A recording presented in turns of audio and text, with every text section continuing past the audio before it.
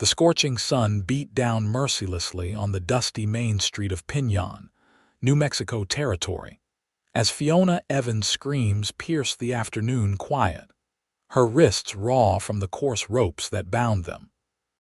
3 men dragged her through the dirt toward a waiting dun-colored horse, her heels digging desperate furrows in the earth that did nothing to slow their determined pace.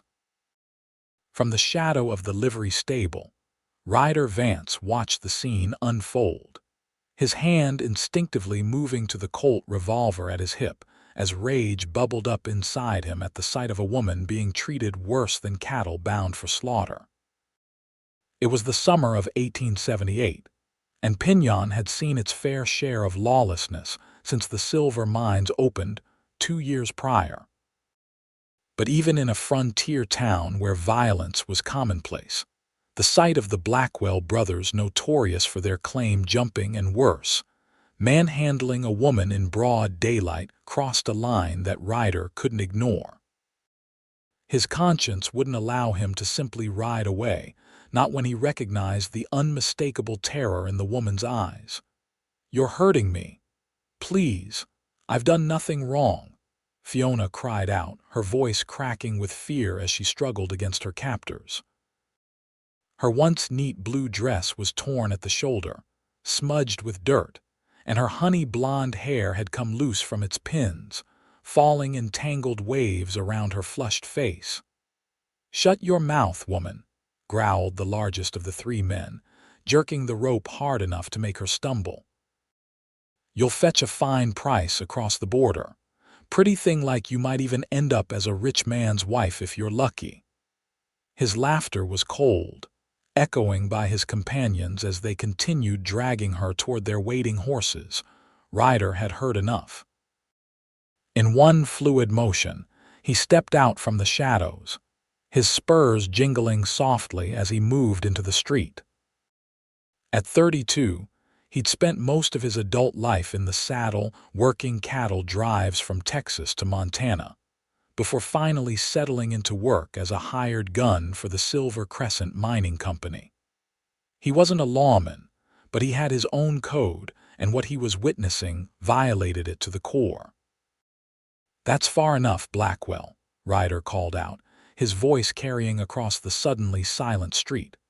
A few townsfolk who had been averting their eyes now peered cautiously from doorways and windows, eager to witness the confrontation but unwilling to intervene. "Let the lady go." The 3 men turned toward him, the largest one Silas Blackwell squinting against the sun. Recognition dawned on his weather-beaten face, followed by a sneer. "This ain't your business, Vance. Company man should stick to guarding silver, not poking his nose where it don't belong." Ryder took another step forward, his hand hovering near his gun. He was aware that he was facing 3 armed men, but backing down wasn't an option. Not now, not with the woman's frightened eyes fixed on him as though he were her last hope in the world. "I'm making it my business," he replied evenly. "Now cut her free before this gets ugly." The youngest Blackwell brother, barely 20 and already sporting a nasty scar across one cheek, spat in the dirt. "There's 3 of us and 1 of you, Vance. Those ain't odds I'd bet against." Ryder didn't bother responding to the taunt. Instead, in one swift motion, he drew his knife from its sheath and closed the distance between them, slicing through the rope that bound Fiona's wrists before any of the brothers could react. He positioned himself between her and the Blackwells, his back straight, feet planted firmly in the dirt. "Run to the sheriff's office," he said quietly to Fiona without turning around. "Tell Sheriff Donovan what these men were trying to do." But Silas Blackwell was already drawing his pistol, rage contorting his features. "Big mistake, Vance. You just signed your death warrant." The first shot rang out before Silas could fully raise his weapon. Ryder's bullet caught him in the shoulder, spinning him halfway around. The second Blackwell brother fired wildly, the shot going wide as Ryder dropped to one knee and returned fire with deadly precision. The man clutched his chest, shock registering on his face before he crumpled to the ground. The youngest Blackwell, seeing both his brothers wounded, lost his nerve. He turned tail and ran for his horse, scrambling awkwardly into the saddle and spurring the animal hard down the street, disappearing in a cloud of dust. Silas, clutching his bleeding shoulder, backed away toward his own mount. "This ain't over, Vance," he snarled, his face pale with pain and fury. "Not by a long shot." "It's over for today," Ryder replied steadily, his gun still trained on the wounded man. "Get your brother to a doctor if you can find one who'll treat the likes of you, and don't come back to Pinyon." Silas managed to heave his wounded brother over a saddle before mounting his own horse, cursing fluently as he rode out of town, his injured shoulder making his posture uneven in the saddle. Only when they were well out of sight did Ryder finally holster his weapon and turn to look for the woman he'd rescued. Fiona hadn't run to the sheriff as he'd instructed. Instead, she stood rooted to the spot, her blue eyes wide with shock, her hands pressed against her mouth. When their eyes met, something passed between them, a moment of connection that seemed to transcend the violence they just experienced together. "Are you hurt, madam?" Ryder asked, his voice gentler now as he approached her cautiously, aware that after what she'd been through, she might be frightened of any man coming near her. Fiona lowered her hands slowly, revealing a face that, despite the dirt and tear streaks, was strikingly beautiful. "No, she swallowed hard, visibly collecting herself. "You saved my life, those men, they were going to sell me. Name's Ryder Vance, madam, and I did what any decent man would do." He offered a slight bow, tipping his hat. "May I ask your name?" "Fiona Evans," she replied, her voice steadier now. "I arrived on the stage yesterday. I'm a teacher. I came to take the position at the schoolhouse." She glanced down at her torn and dirty dress, a flash of embarrassment crossing her features. "Though I'm hardly looking the part at the moment." Before Ryder could respond, the town sheriff finally appeared, huffing and puffing as he hurried down the street, rifle in hand. Several curious onlookers were beginning to emerge from the various shops and businesses, drawn by the gunfire and now that the danger had passed, eager for gossip. "What in tarnation happened here, Vance?" Sheriff Donovan demanded, his bushy mustache quivering with indignation. "I heard shots." Ryder explained the situation succinctly, watching as the sheriff's expression shifted from suspicion to grudging approval. Fiona added her own account, describing how the three men had approached her as she was walking back to her boarding house after visiting the schoolhouse, claiming they had a message from the school board before suddenly grabbing her. "Damn Blackwell brothers," the sheriff muttered, shaking his head. "Been nothing but trouble since they drifted into these parts. I'll send telegrams to Santa Fe and Las Cruces, put out wanted notices."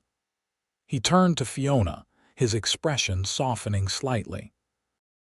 "Miss Evans, I apologize for what happened to you in our town.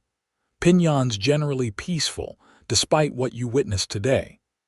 "It seems I have Mr. Vance to thank for that," Fiona replied, glancing at Ryder with a grateful smile that made something twist unexpectedly in his chest. The sheriff nodded. "Vance here works security for the mine, but he's handy to have around town too." He looked around at the growing crowd and frowned. "All right, folks, show's over. Go on about your business."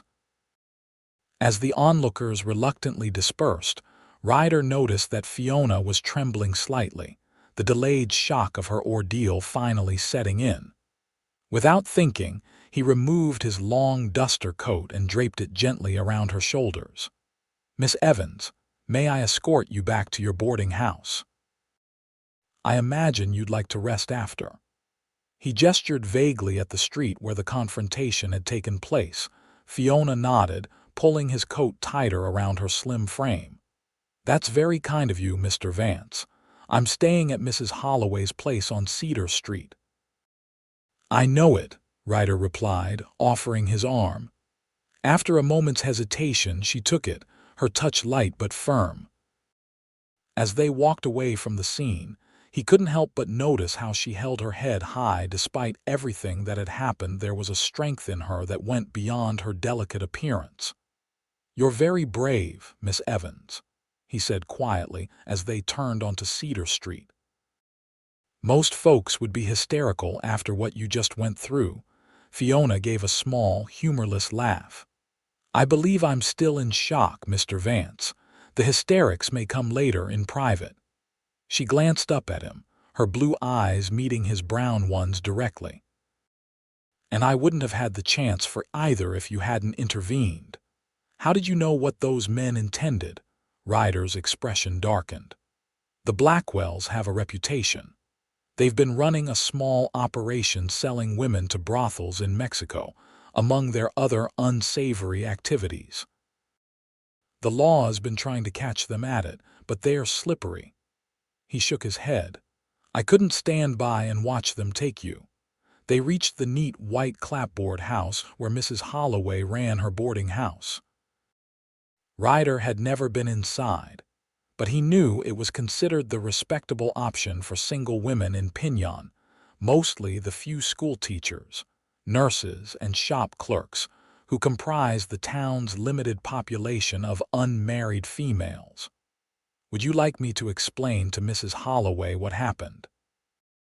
he offered, knowing how quickly gossip spread in small towns and how damaging it could be, especially to a woman's reputation. Fiona seemed to consider this for a moment before nodding. "Yes, that might be best. She's a kind woman but very proper. I'd rather she heard the truth from us than some embellished version from the town gossips." Mrs. Holloway, a plump widow in her 50s with iron-gray hair and piercing eyes that missed nothing, listened to their account with increasing alarm, her hand pressed to her heart. "My dear Miss Evans," she exclaimed when they'd finished, "how utterly dreadful! And on your second day in Pinyon, I declare if I'd known you were walking about town alone, I would have insisted on sending my nephew as an escort." She turned to Ryder, her expression softening. "Mr. Vance, I cannot thank you enough for coming to Miss Evans' rescue. Such gallantry is rare these days, even in the West where men pride themselves on their chivalry." Ryder shifted uncomfortably under the praise, unused to such effusive gratitude. "Just did what needed doing, madam, Mrs. Holloway insisted on preparing tea, fussing over Fiona and clucking sympathetically about her torn dress. As they sat in the boarding house's tidy parlor, Ryder found himself studying Fiona more carefully. She was younger than he'd initially thought, perhaps 23 or 24, with a quiet dignity that seemed at odds with her youth. When she spoke about her journey from Boston to take up the teaching position in Pinyon, her eyes lit up with enthusiasm despite her ordeal. "I've always wanted to come west," she explained, some color returning to her cheeks as she warmed to her topic. "My father was a teacher, and he instilled in me a love of education. When I saw the advertisement for a teacher needed in New Mexico territory, it seemed like an adventure worth taking." "It's certainly different from Boston," Ryder commented, thinking of the rough and ready mining town with its saloons and brothels existing alongside the more respectable establishments. "Pinyon has its charms, but it's still growing into civilization." "That's precisely why teachers are needed," Fiona replied earnestly. "Children here deserve the same opportunities as those in eastern cities. Education is the great equalizer." Her passion for her calling was evident, and Ryder found himself admiring not just her physical beauty but her spirit and determination. He couldn't recall the last time he'd met a woman who intrigued him on so many levels. As the afternoon wore on, Mrs. Holloway eventually excused herself to prepare dinner, leaving Ryder and Fiona alone in the parlor. A slightly awkward silence fell between them until Fiona spoke. "Mr. Vance, I realize I haven't properly thanked you," she said softly. "What you did today facing those 3 men alone, it was extraordinarily brave." Ryder shook his head. "Not brave, Miss Evans, just necessary." He hesitated, then added, "I've seen what happens to women taken by men like the Blackwells. No decent man could stand by and let that happen." Fiona studied him intently. "You're not what I expected when I imagined the people I'd meet in a frontier town, Mr. Vance." "How so?" he asked, genuinely curious. "You carry a gun and clearly know how to use it, but there's a gentleness about you." She smiled slightly. "A contradiction." Ryder felt an unexpected warmth at her assessment. "Out here, Miss Evans, contradictions are what keep a man alive. The West demands both strength and compassion, though the latter often gets buried beneath the former." She nodded thoughtfully. "Will they come back? The Blackwells, I mean." He considered the question carefully, not wanting to frighten her but unwilling to lie. "It's possible. Silas Blackwell isn't known for forgetting a grudge, and I wounded both him and his brother. But they'd be fools to try anything in town again, not with everyone on alert now. And I imagine you've made yourself a target by helping me," she said, her expression troubled. "I'm sorry for that." "Don't be," Ryder replied firmly. "I've had men gunning for me before, and I'm still here." He rose from his chair, suddenly aware that he'd stayed far longer than propriety allowed. "I should be going.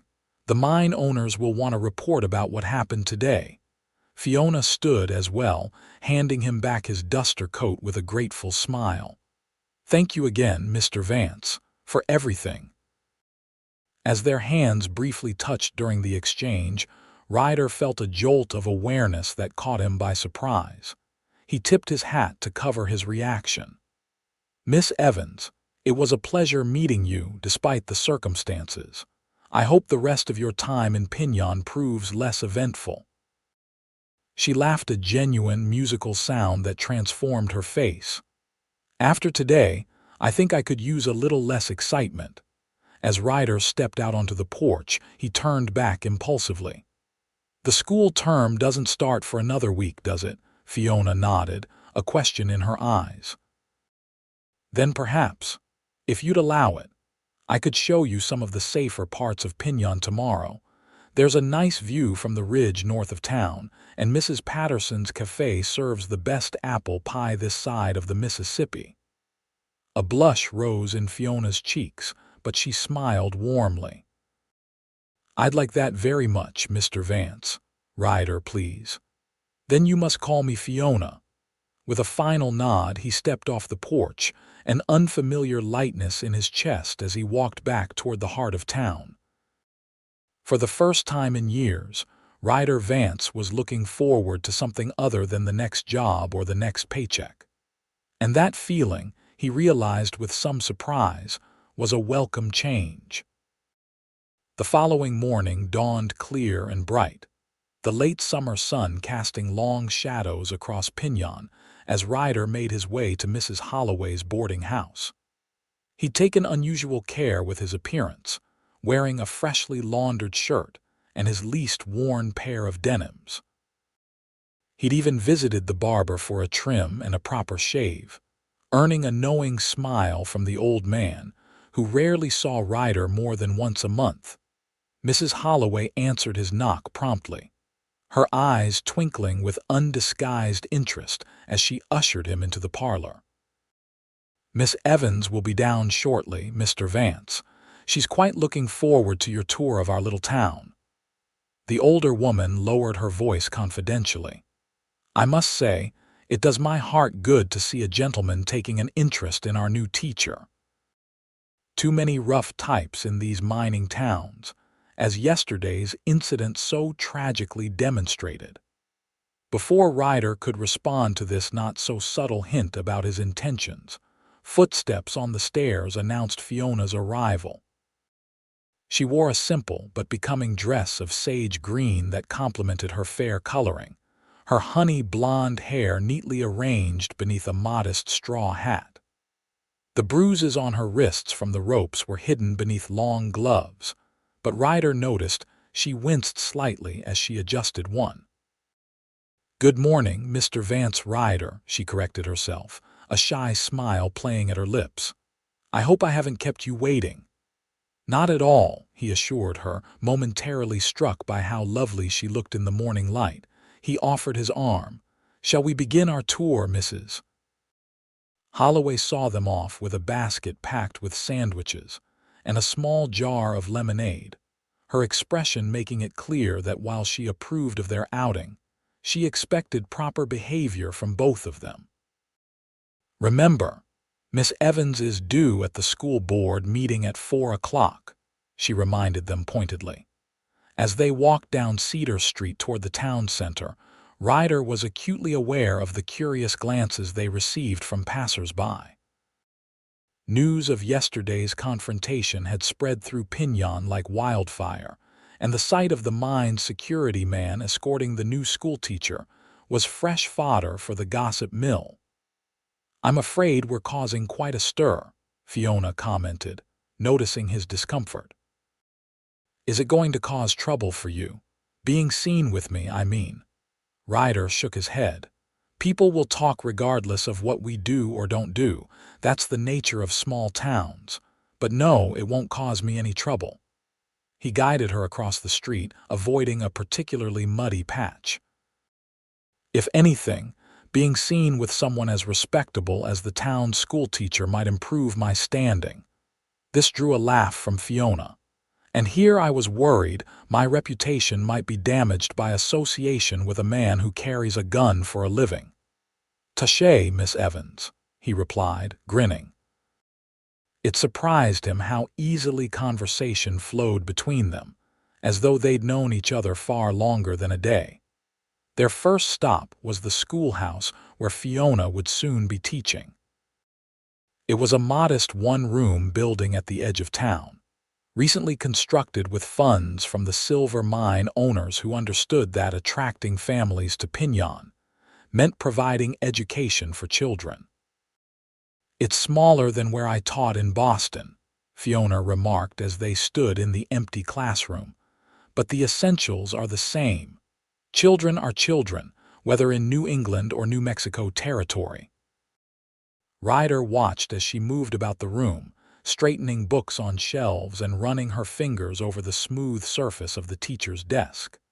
There was something captivating about the way her face lit up when she talked about teaching.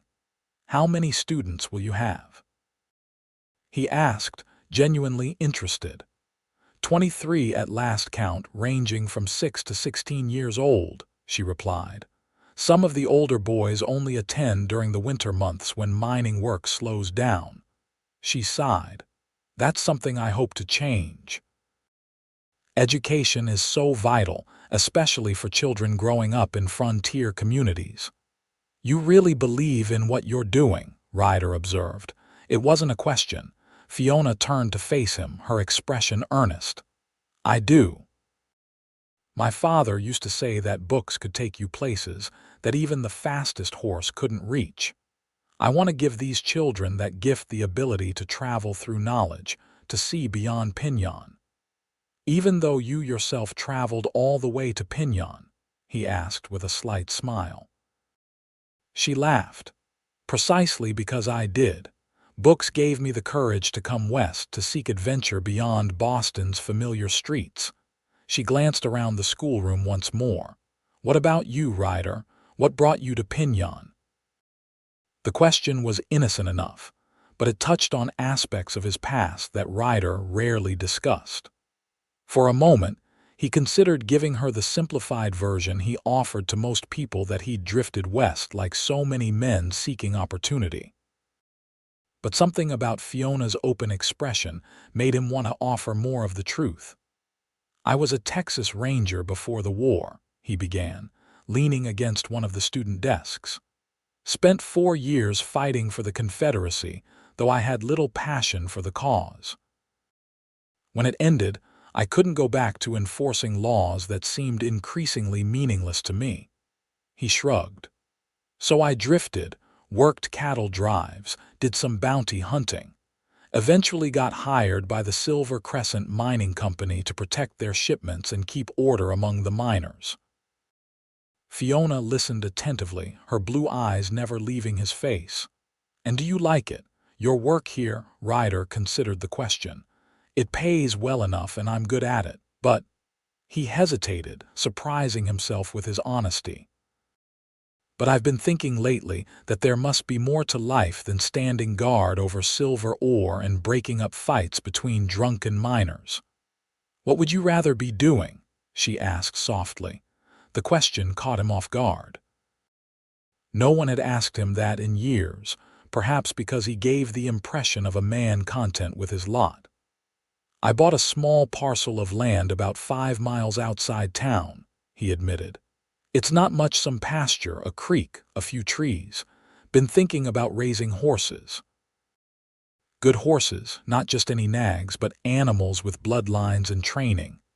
Fiona's face brightened. That sounds wonderful. Have you started building on your land yet? Just a rough cabin so far. I go out there sometimes on my days off, work on it bit by bit. He straightened up, suddenly self-conscious about sharing his modest dreams. But that's enough about me. You haven't seen the best parts of Pinyon yet. They continued their tour, with Ryder showing Fiona the general store, the telegraph office, and Mrs. Patterson's cafe, where they enjoyed the promised apple pie. Throughout the morning, Ryder found himself repeatedly charmed by Fiona's quick wit and genuine interest in everything and everyone they encountered. She asked thoughtful questions of the shopkeepers and greeted children playing in the street with warm smiles that were eagerly returned. By midday, they had covered most of the town, and Ryder suggested they ride to the ridge north of Pinyon for their picnic lunch. He borrowed a gentle mare from the livery stable for Fiona, relieved to discover she was an accomplished rider. My grandfather had a country estate outside Boston where I spent summers as a child, she explained as they rode side by side along the trail. He insisted all his grandchildren learn to ride properly, said it built character. The view from the ridge was spectacular, offering a panoramic vista of the valley below with Pinyon nestled against the foothills and the distant mountains rising majestically against the azure sky. They spread Mrs. Holloway's picnic on a flat rock and sat enjoying the gentle breeze that made the late summer heat bearable. It's beautiful, Fiona said, gazing out at the landscape. So different from New England, but beautiful in its own way. There's a vastness to it that makes you feel both insignificant and infinite at the same time. Ryder nodded, understanding exactly what she meant. That's what drew me to the West initially. The space, the freedom of it. Back east, it always felt like someone was looking over my shoulder, measuring me against some standard I couldn't quite grasp. Yes, Fiona exclaimed. That's it exactly. In Boston, everything is so prescribed: who you can speak to, what you can do, how you should behave. She plucked a wildflower growing beside the rock, twirling it between her fingers. My mother was horrified when I announced I was coming west to teach. She said I'd end up murdered by Indians or married to some uncouth miner with dirt under his fingernails. Ryder glanced down at his own hands, which despite his morning ablution still bore the ingrained marks of hard work. Fiona followed his gaze and immediately looked mortified. Oh, I didn't mean that. I wasn't implying, she broke off, blushing furiously. My mother's views are not my own, obviously.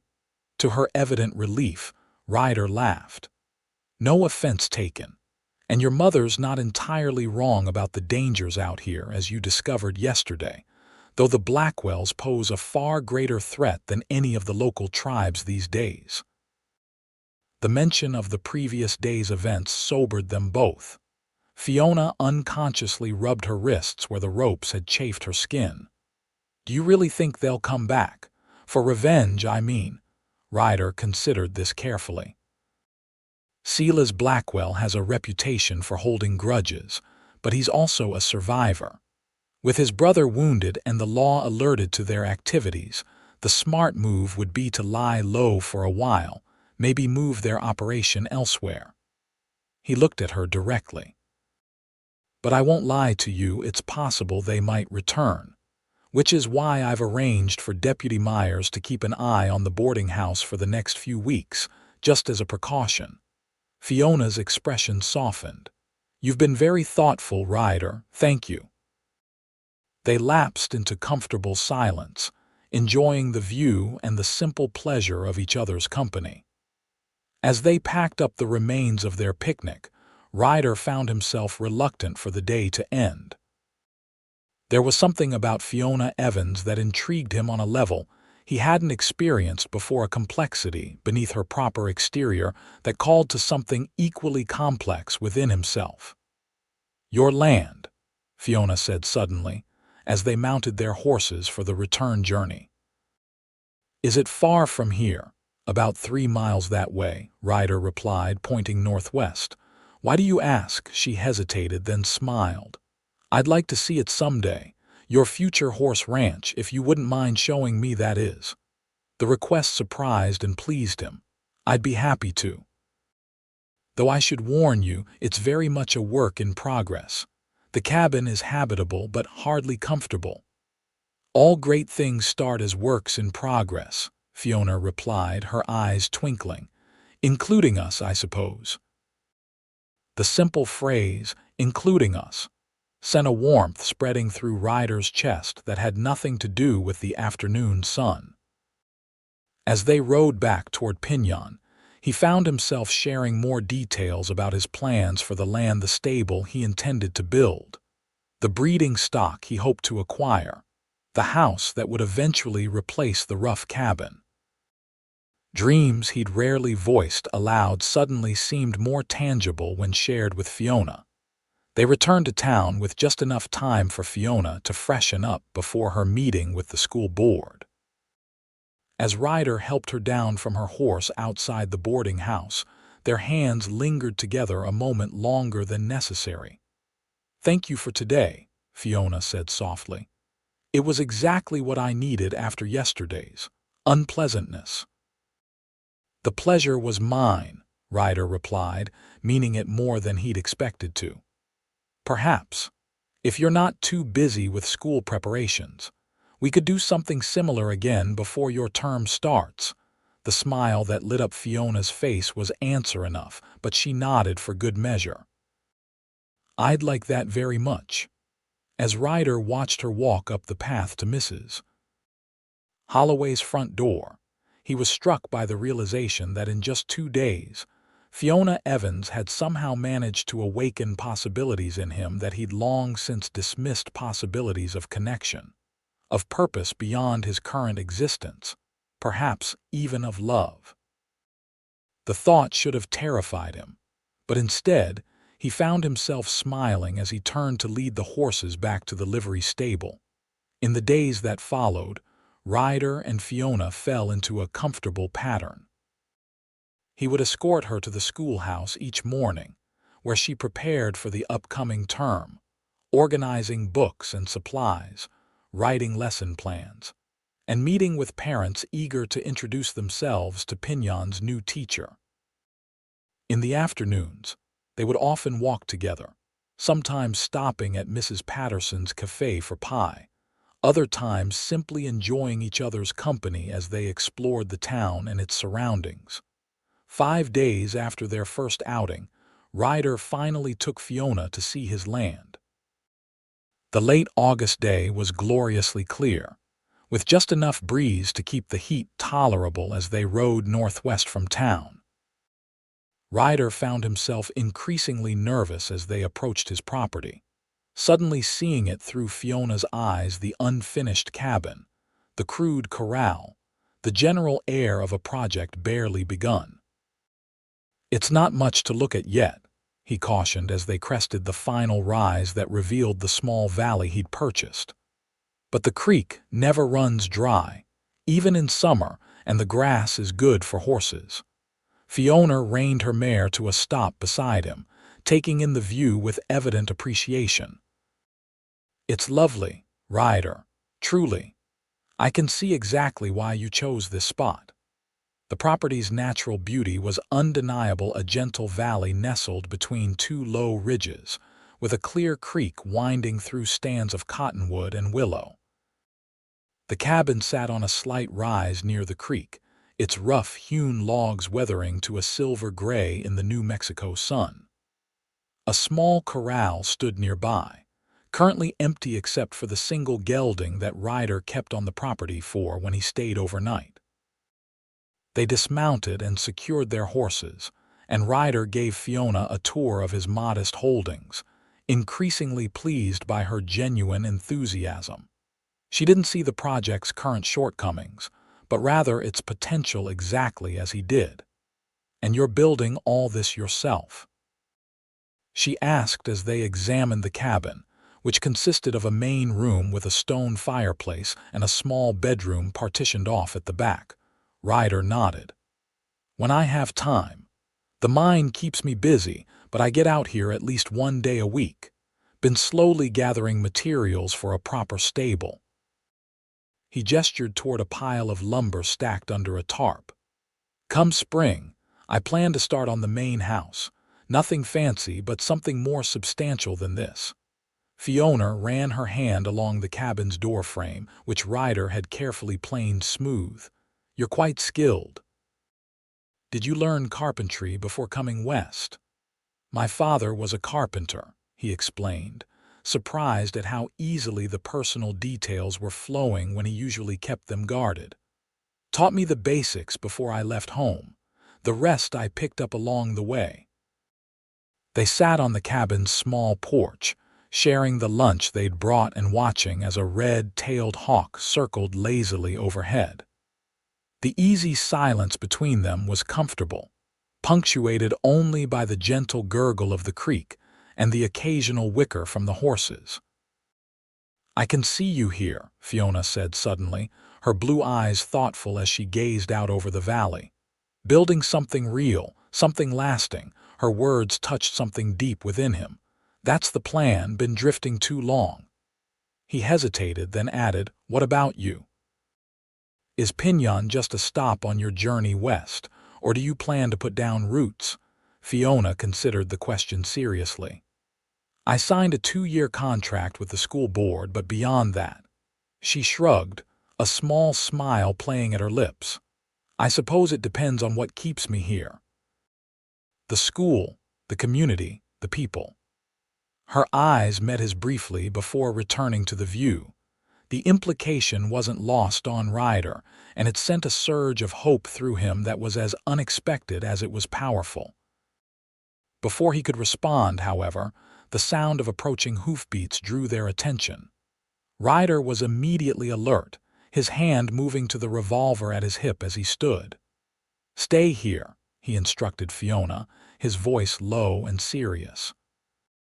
Strangers riding onto his property unannounced was unusual and potentially dangerous, especially with the Blackwell still at large.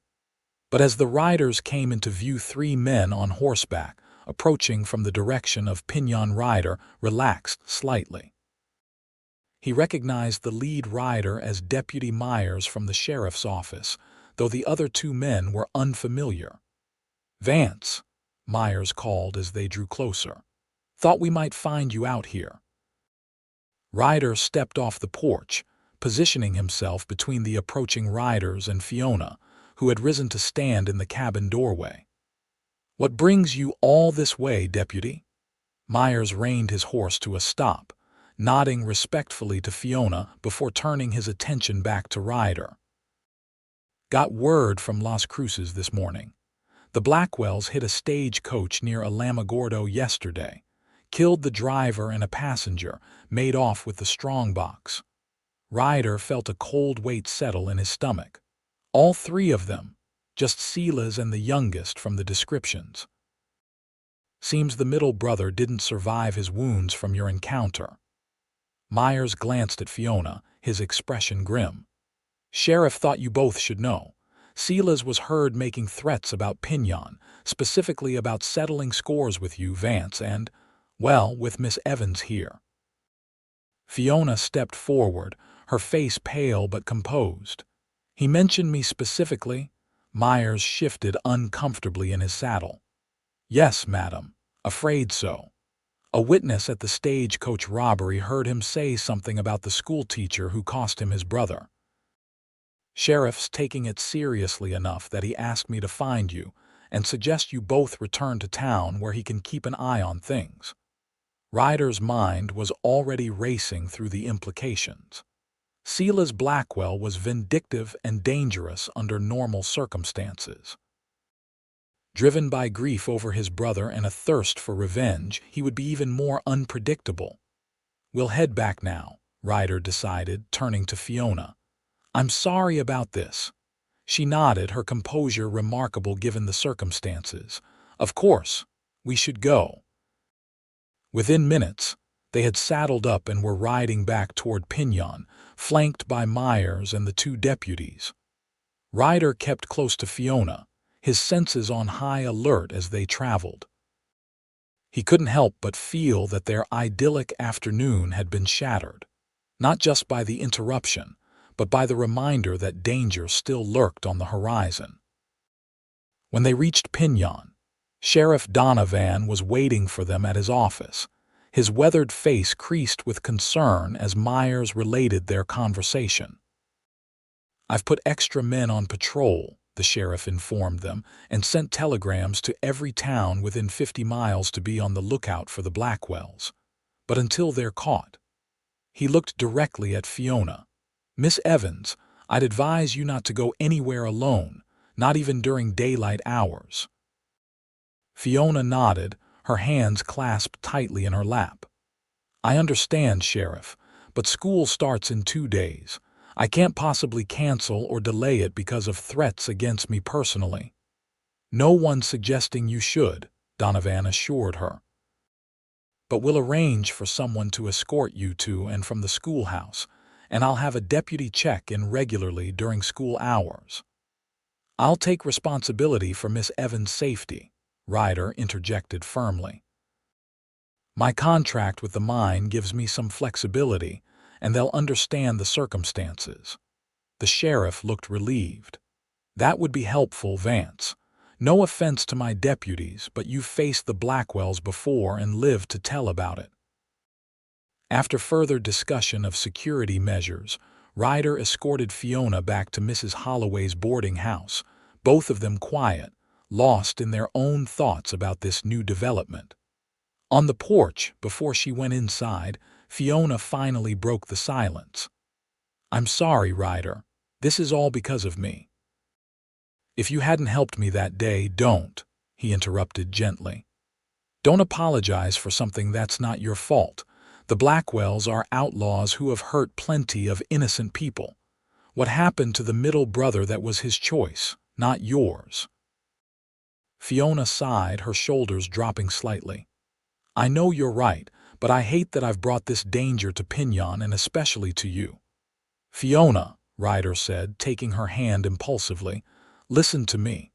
I don't regret what I did that day, not for a second." His voice softened.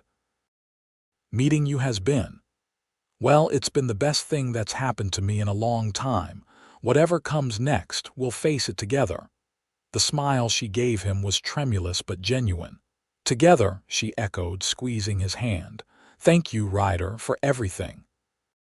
As Ryder walked back to his small room above the livery stable that night, his mind was a whirl of conflicting emotions.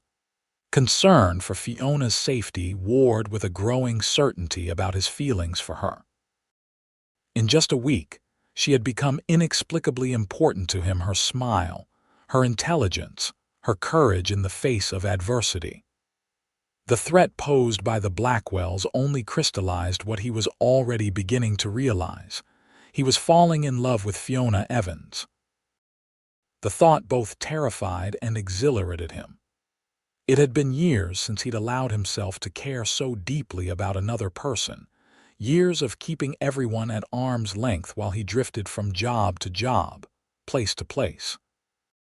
Now, faced with the prospect of losing Fiona either to danger or simply to her eventual departure from Pinion, he was forced to confront just how much she had come to mean to him. Lying in his narrow bed, listening to the horses shifting in their stalls below, Ryder made a decision. Once the Blackwell threat was eliminated, he would tell Fiona how he felt. And whatever her response, he would finally commit to the future he'd been planning: the horse ranch, a permanent home, roots in one place. With or without her, it was time to stop drifting. But first, he had to ensure her safety, and that meant being prepared for Silas Blackwell's inevitable return. The next 2 days passed in a tense sort of normalcy. True to his word, Ryder escorted Fiona to and from the schoolhouse, where she continued her preparations for the start of term. The school board arranged for additional locks on the schoolhouse doors and shutters for the window security measures that saddened Fiona, but which she recognized as necessary under the circumstances. "It's not how I imagined my first teaching position in the West," she admitted to Ryder as they walked back to the boarding house on the eve of the school's opening. "Turning a place of learning into a fortress." "It's temporary," he assured her, though in truth, he had no way of knowing how long the threat would linger. "Once the Blackwells are caught, things can go back to normal." Fiona nodded, but he could see the strain in her eyes, the tension in her shoulders. Despite her brave front, the situation was taking its toll on her. Impulsively, he changed their course, steering them toward Mrs. Patterson's cafe instead of directly to the boarding house. "What are we doing?" Fiona asked, puzzled by the detour. "Getting apple pie," Ryder replied with a smile. "If I recall correctly, you said it was the best remedy for frayed nerves." Her laugh was genuine, if a bit shaky. "I did say that, didn't I? Apple pie it is, then, over slices of Mrs. Patterson's famous dessert." They spoke of lighter topics: Fiona's lesson plans for her diverse group of students, Ryder's latest improvements to his cabin, books they had both read and enjoyed. For a little while, it was possible to forget the shadow hanging over them and simply enjoy each other's company. As they finished their pie, Mrs. Patterson herself stopped by their table, her round face creased in a maternal smile. "It does my heart good to see young people enjoying themselves, especially with all this nasty business going on." She lowered her voice confidentially. "The whole town's behind you too, you know.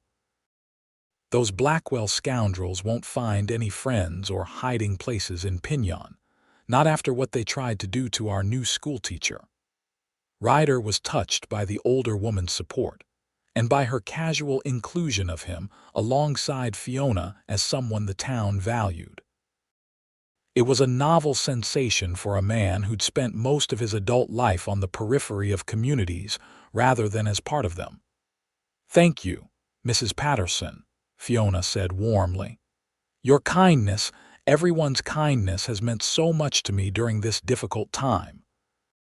As they left the cafe, the sun was setting behind the western mountains, casting long shadows across Pinion's main street.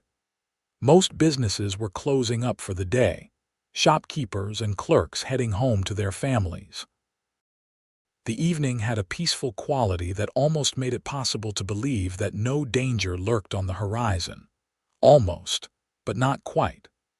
Ryder remained vigilant as they walked, his eyes scanning doorways and alleys, his hand never far from his holstered gun.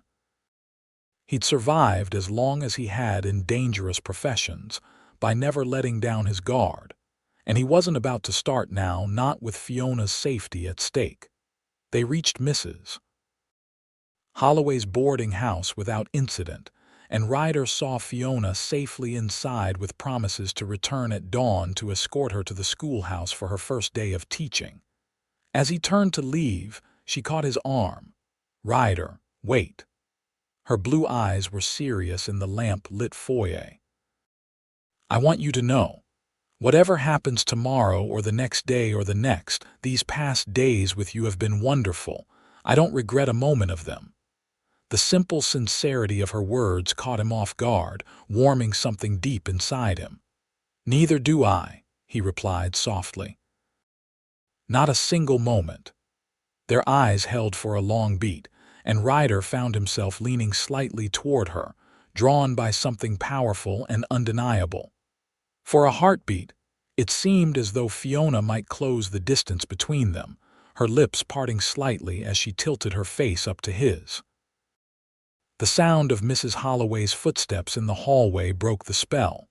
Fiona stepped back, a blush coloring her cheeks as the older woman appeared with a knowing smile. "Miss Evans, your dinner is ready," Mrs. Holloway announced, nodding politely to Ryder. "Good evening, Mr. Vance. Will we see you in the morning?" "Yes, madam. First light," he confirmed, tipping his hat to both women before stepping back onto the porch. As the door closed behind him, Ryder exhaled slowly, his heart racing from what had almost happened and from the realization of how much he wanted it to happen. Tomorrow, he decided. After Fiona's first day of teaching was successfully behind her, he would find a moment to speak to her privately, to tell her what was in his heart. Life was too uncertain, too precious, to waste another day without letting her know how he felt. With that resolution firmly in mind, Ryder walked back to his lodgings above the livery, unaware that fate had other plans for what tomorrow would bring. The first day of school in Pinyon dawned bright and clear, with just enough autumn crispness in the early morning air to hint at the changing seasons. Ryder arrived at Mrs. Holloway's boarding house before sunrise, having slept poorly due to a combination of anticipation and concern. He found Fiona already waiting on the porch, dressed in a high-necked blue dress that emphasized her eyes, her hair neatly arranged beneath a modest hat. "You're early," she greeted him with a smile that didn't quite mask the nervousness in her expression. "Couldn't sleep either." "Too much on my mind," Ryder admitted, offering his arm. "Ready for your first day, teacher?" Fiona took his arm, her touch light but steady.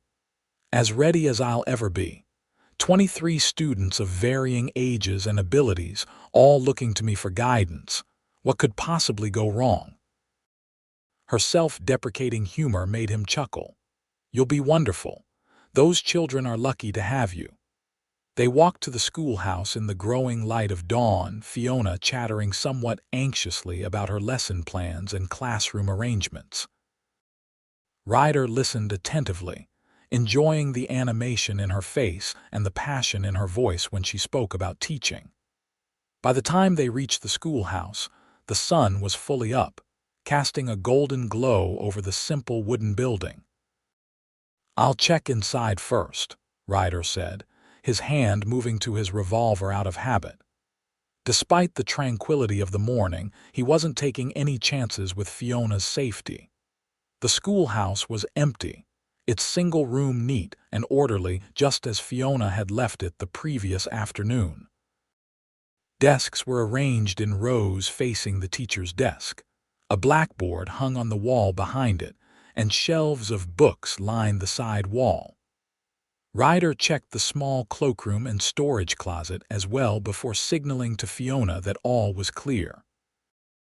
"I'll be right outside all day," he assured her as she settled her things on the desk. "Sheriff's sending Deputy Myers to check in every hour or so as well." Fiona nodded, her fingers nervously straightening an already perfectly aligned stack of primers. "It seems excessive, doesn't it? All this security for a schoolteacher." "Better excessive than insufficient," Ryder replied firmly. "At least until we know the Blackwells are no longer a threat." She sighed, then visibly straightened her shoulders. "You're right, of course, and I'm grateful, truly." Her smile became more genuine. "Now go on outside before my students arrive.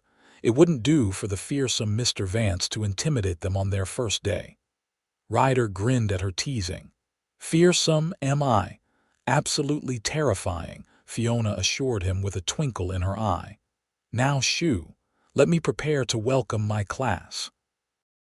As Ryder stepped outside onto the schoolhouse porch, he couldn't help but marvel at Fiona's resilience. Despite the danger hanging over her, she was determined to fulfill her duties as a teacher, to make her first day special for her students. It was just one more thing to admire about her, one more reason his feelings continued to deepen with each day that passed.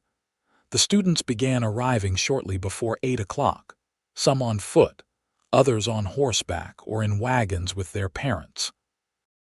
Each family had been briefed by the school board about the security measures, so no one seemed surprised to see Ryder standing guard.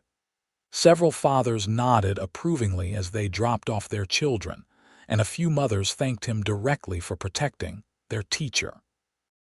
By 8 o'clock, all 23 students were inside, and the sound of Fiona's clear voice leading them in a morning song drifted through the open windows.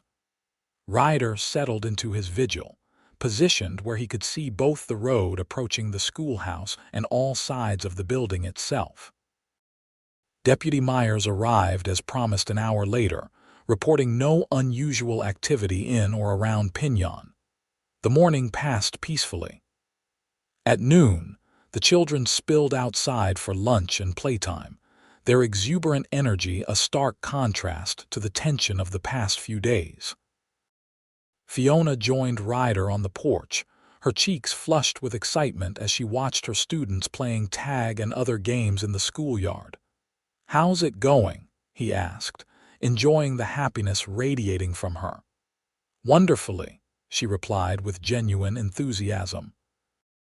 "They're bright, eager to learn, and so responsive. Even Tommy Wilson, who his mother warned me might be difficult, has been a perfect gentleman." She nodded toward a lanky boy of about 12 who was organizing a game of catch among the older boys, and no sign of trouble. Ryder asked, more out of habit than real concern given the tranquility of the day. Fiona shook her head. "None at all. Perhaps the Blackwells have decided we're not worth the effort after all." "Perhaps," Ryder agreed, though inwardly he was less optimistic. Men like Silas Blackwell didn't simply let go of grudges, especially not when those grudges involved the death of a brother. The afternoon session resumed without incident, and at 3 o'clock, the students were dismissed. Parents arrived to collect the younger children, while the older ones set off in groups for their homes in town or on outlying farms and ranches. Within half an hour, the schoolyard was empty except for Ryder and Fiona. "A successful first day," Ryder observed as Fiona locked the schoolhouse door behind them. "No unruly students, no outlaw attacks. I'd call that a victory." Fiona laughed, the sound light and carefree for the first time in days. "A resounding victory, and tomorrow will be even better." She tucked her arm through his as they began walking back toward town. "I think I've earned that apple pie you promised me." Ryder smiled down at her, struck once again by how quickly she had become essential to his happiness. "Apple pie it is, and perhaps afterward, there's something I'd like to talk to you about." Fiona looked up at him curiously, but before she could respond, the sound of approaching horses drew their attention. Ryder tensed, automatically moving to place himself between Fiona and potential danger, his hand dropping to his holstered gun. But it was only Sheriff Donovan and Deputy Myers riding toward them from town. "Afternoon, Miss Evans, Vance," the sheriff called as they drew closer. "Just wanted to check how the first day of school went." "Smoothly, Sheriff, thank you," Fiona replied. "The children were wonderful, and as you can see, there's been no sign of trouble." Donovan nodded, though his expression remained serious. "Glad to hear it. But I'm afraid there's been a development." He dismounted, handing his reins to Myers before approaching them. Got a telegram from Santa Fe this morning. Seems Silas and the younger Blackwell robbed a bank there yesterday. 2 men killed, including a deputy. Ryder felt Fiona stiffen beside him. They're moving north then, he observed grimly. Closer to Pinyon. That's how we read it too, the sheriff confirmed. Which is why I've asked the territorial governor for additional lawmen. Should have at least 4 extra deputies by tomorrow or the next day. That's reassuring, Fiona said, though her voice betrayed her renewed anxiety. Sheriff Donovan looked at her sympathetically. Miss Evans, I don't want to alarm you unduly, but I'd feel better if you stayed somewhere less obvious than Mrs. Holloway's boarding house for the next few nights. Somewhere the Blackwells wouldn't immediately look for you if they do make it to Pinyon. Ryder immediately saw the wisdom in this suggestion. She could stay at my place outside town, he offered. It's isolated enough to be secure, but close enough that we could get help if needed. The sheriff considered this, stroking his mustache thoughtfully. Not a bad idea. Blackwells wouldn't know to look for her there. He turned to Fiona. What do you think, Miss Evans? It wouldn't be as comfortable as Mrs. Holloway's, I imagine, but it might be safer in the short term. Fiona hesitated, clearly torn between propriety and safety. I suppose it would be the sensible option, she finally conceded. But what about school? I can't simply abandon my students. No one's suggesting that, Ryder assured her. We can ride in together each morning and back each evening. It's only a temporary measure, until the Blackwells are caught. After further discussion, it was agreed that Fiona would return to the boarding house just long enough to pack a few necessities before accompanying Ryder to his homestead. The sheriff would inform Mrs. Holloway of the arrangement personally, emphasizing its temporary and necessary nature to prevent any damage to Fiona's reputation. As Ryder and Fiona continued their walk to town, now flanked by the sheriff and his deputy, Ryder couldn't help but feel a mix of emotions about the new arrangement. Concern for Fiona's safety was foremost, of course, but there was also an undeniable anticipation at the prospect of showing her more of his land, of sharing his modest home with her, even under these strained circumstances. I'm sorry the cabin isn't more suitable for a lady, he said quietly as they approached the boarding house. It's pretty basic accommodations. Fiona glanced up at him, a small smile playing at her lips despite the seriousness of the situation. Ryder Vance, after crossing half the country by stagecoach and surviving an attempted kidnapping, I think I can manage a few nights in a cabin. Besides, her smile widened slightly. I've seen it, remember, it's perfectly charming. Her ability to find brightness even in dark situations continued to amaze him. As they mounted the steps to Mrs. Holloway's front porch, Ryder made a silent vow to himself. Whatever it took, whatever the cost, he would keep Fiona safe. The Blackwells would not harm her, not while he had breath in his body to prevent it. What Ryder couldn't know, as they stepped into the boarding house to explain the situation to Mrs. Holloway, was that Silas Blackwell and his younger brother were already much closer than anyone suspected. And their plans for revenge were about to be set in motion. Mrs. Holloway took the news of Fiona's temporary relocation with surprising equanimity. After an initial expression of concern about propriety, the sheriff's grave explanation of the danger convinced her of the necessity. Well, I suppose it can't be helped, she conceded with a sigh. Better safe than sorry, as my dear departed husband used to say. She fixed Ryder with a stern look. I trust you to behave as a gentleman, Mr. Vance. Miss Evans is under your protection, not at your disposal. Yes, madam, Ryder replied solemnly, suppressing a smile at the older woman's bluntness. Her safety is my only concern. While Fiona went upstairs to pack a small valise, Mrs. Holloway insisted on preparing a basket of food for them to take to the cabin. "Can't have you two going hungry out there in the wilderness," she declared, bustling about her kitchen. "And I imagine your larder is rather sparse, Mr. Vance, being a bachelor and all." Ryder accepted the basket gratefully when it was ready, knowing that his supplies at the cabin were indeed limited. The sheriff and Deputy Myers agreed to remain at the boarding house until Fiona was ready, then escort them partway to the homestead to ensure they weren't followed. The sun was beginning its descent toward the western horizon when they finally set out, Fiona now dressed in a simpler outfit more suitable for riding. They traveled in silence initially, all four riders alert for any sign of trouble. About halfway to Ryder's property, the sheriff and his deputy turned back, satisfied that the way ahead was clear. "We'll see you at the schoolhouse tomorrow morning," Sheriff Donovan promised before they parted. "And Vance, take good care of her." Ryder nodded, understanding the weight of responsibility being placed on his shoulders. "With my life, Sheriff." As they continued on alone, the tension gradually eased from Fiona's shoulders, and she began to look around with interest at the landscape they were passing through. The approaching sunset painted the hills and valleys in shades of gold and crimson, casting long shadows across the trail. "It's beautiful out here," she observed, breathing deeply of the sage-scented air. "So peaceful compared to town." Ryder nodded, pleased that she could appreciate the stark beauty of the New Mexico landscape. "That's why I chose this land, far enough from town to have some solitude but close enough to be practical." When they reached his property, the cabin looked more welcoming than Ryder had expected.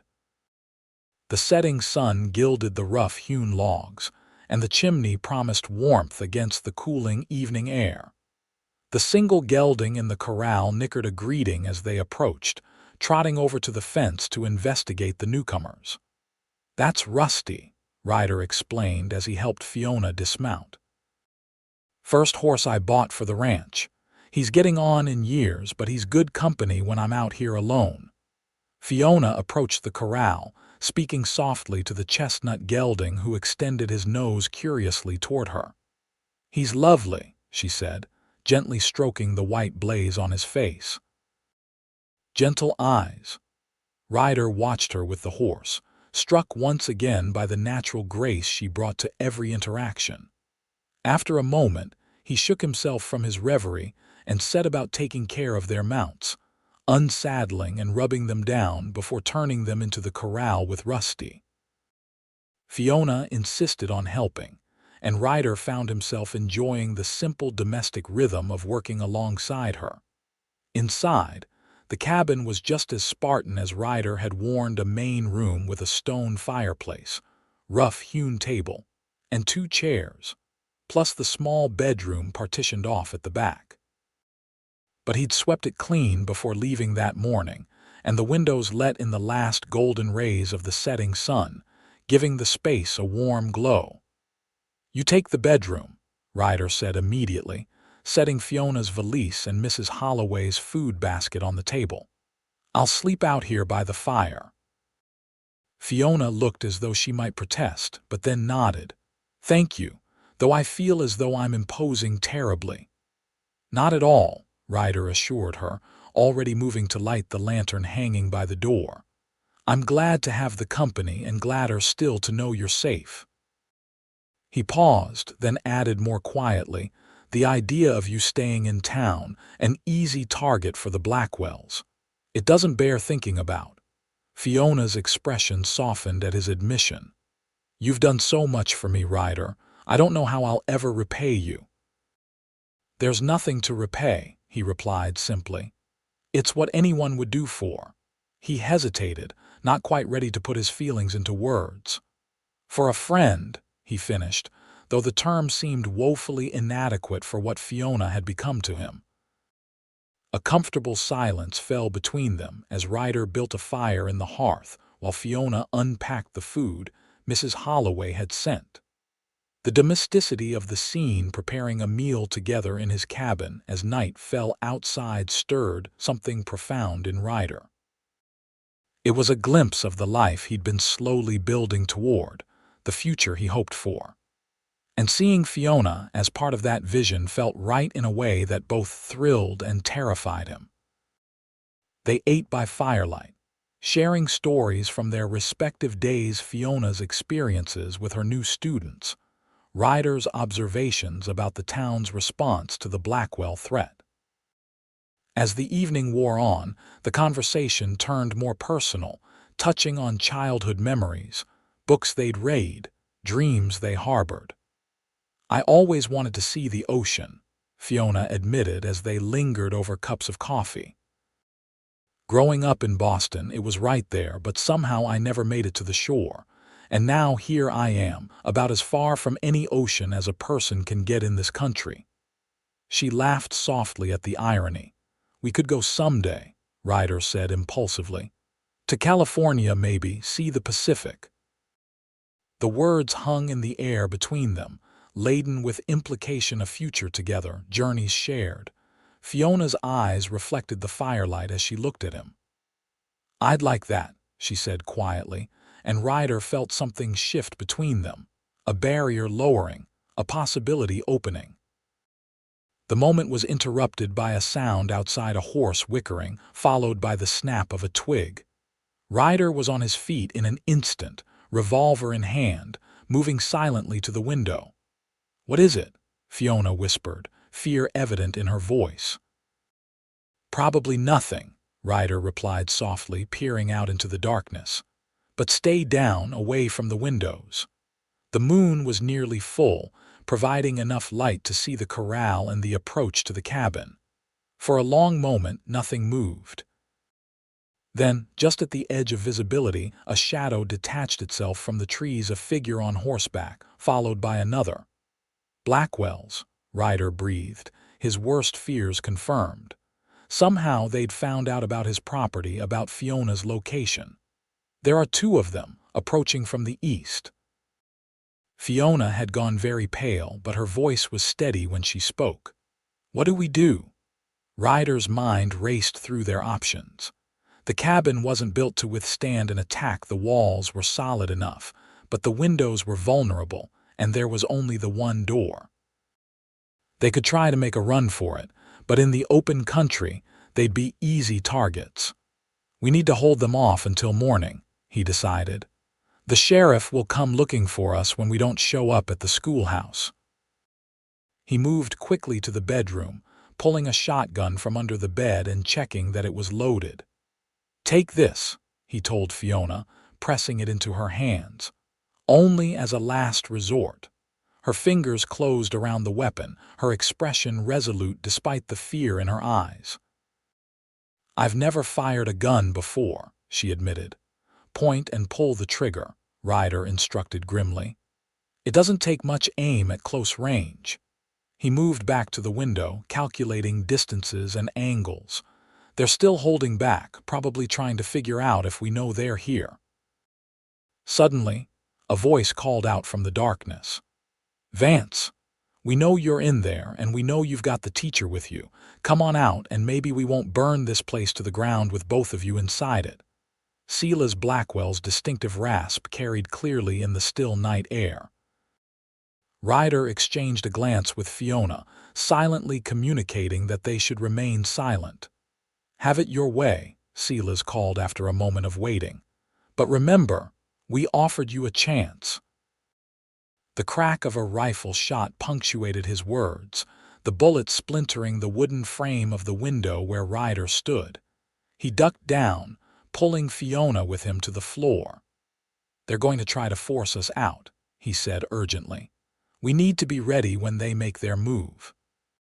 For the next hour, an intermittent exchange of gunfire kept them pinned down inside the cabin. Ryder managed a few shots through the windows whenever he caught glimpses of movement, but the Blackwells were canny, using the darkness to their advantage, firing from different positions to keep them guessing. During a lull in the shooting, Fiona touched Ryder's arm. "I'm sorry," she whispered. "This is all because of me." Ryder shook his head firmly. "No, it's because the Blackwells are outlaws who can't stand that someone stood up to them. None of this is your fault." A sudden change in the quality of the light outside caught Ryder's attention. The faint glow of flames flickered against the trees at the edge of the clearing. "They're starting a fire," he realized with a sinking feeling, "trying to smoke us out." The flames spread quickly, feeding on the dry brush near the edge of the trees. Within minutes, the smoke was visible, drifting toward the cabin on the light breeze. "We can't stay here," Ryder decided. "When the fire reaches the cabin, we'll be trapped." He looked around frantically, searching for options. "There's a root cellar under the floor," he suddenly remembered. "It's small, just for storing supplies, but it might give us a chance." Moving quickly, he rolled back the rug near the fireplace, revealing a trapdoor in the wooden floor. Pulling it open revealed a shallow space beneath, barely large enough for two people to crouch in, with earthen walls and a dirt floor. "Go down," he urged Fiona. "I'll cover our retreat, then join you." Fiona hesitated. "We'll be trapped down there if they find us." "Better than being shot or burned alive," Ryder countered grimly. "Please, Fiona, trust me." After a moment's more hesitation, she nodded and began lowering herself into the dark space. Ryder fired several more shots through the windows to keep the Blackwells at bay, then quickly joined her in the cellar, pulling the trapdoor closed above them and sliding a bolt into place to secure it from below. The space was cramped and dark, smelling of earth and the few root vegetables Ryder had stored there. They huddled close together, listening to the sounds above the crackle of approaching flames, occasional gunshots, and then, most terrifyingly, the thud of boots on the cabin floor. "They're inside," Fiona whispered, her body tense against Ryder's in the confined space. He nodded, though she couldn't see him in the darkness, and placed a finger against her lips, a silent plea for absolute quiet. Above them, the Blackwells moved around the cabin, their footsteps creaking on the wooden floor mere inches from where Ryder and Fiona hid. "They ain't here, Silas," the younger Blackwell's voice came, tinged with confusion. "Must have slipped out somehow." "Impossible," Silas snarled. "We've been watching all sides. Check again." For heart-stopping minutes, they listened to the thorough search of the small cabin. At one point, Boots walked directly over the trapdoor and Ryder felt Fiona's hand find his in the darkness, squeezing tightly. He returned the pressure, trying to convey reassurance he didn't entirely feel. Finally, the footsteps receded. "The fire's getting too close," the younger Blackwell said urgently. "We need to go, Silas." "Not without finding them," Silas insisted, his voice tight with frustrated rage.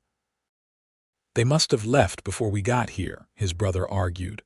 "Come on, we can try again tomorrow. They'll have to show up in town eventually."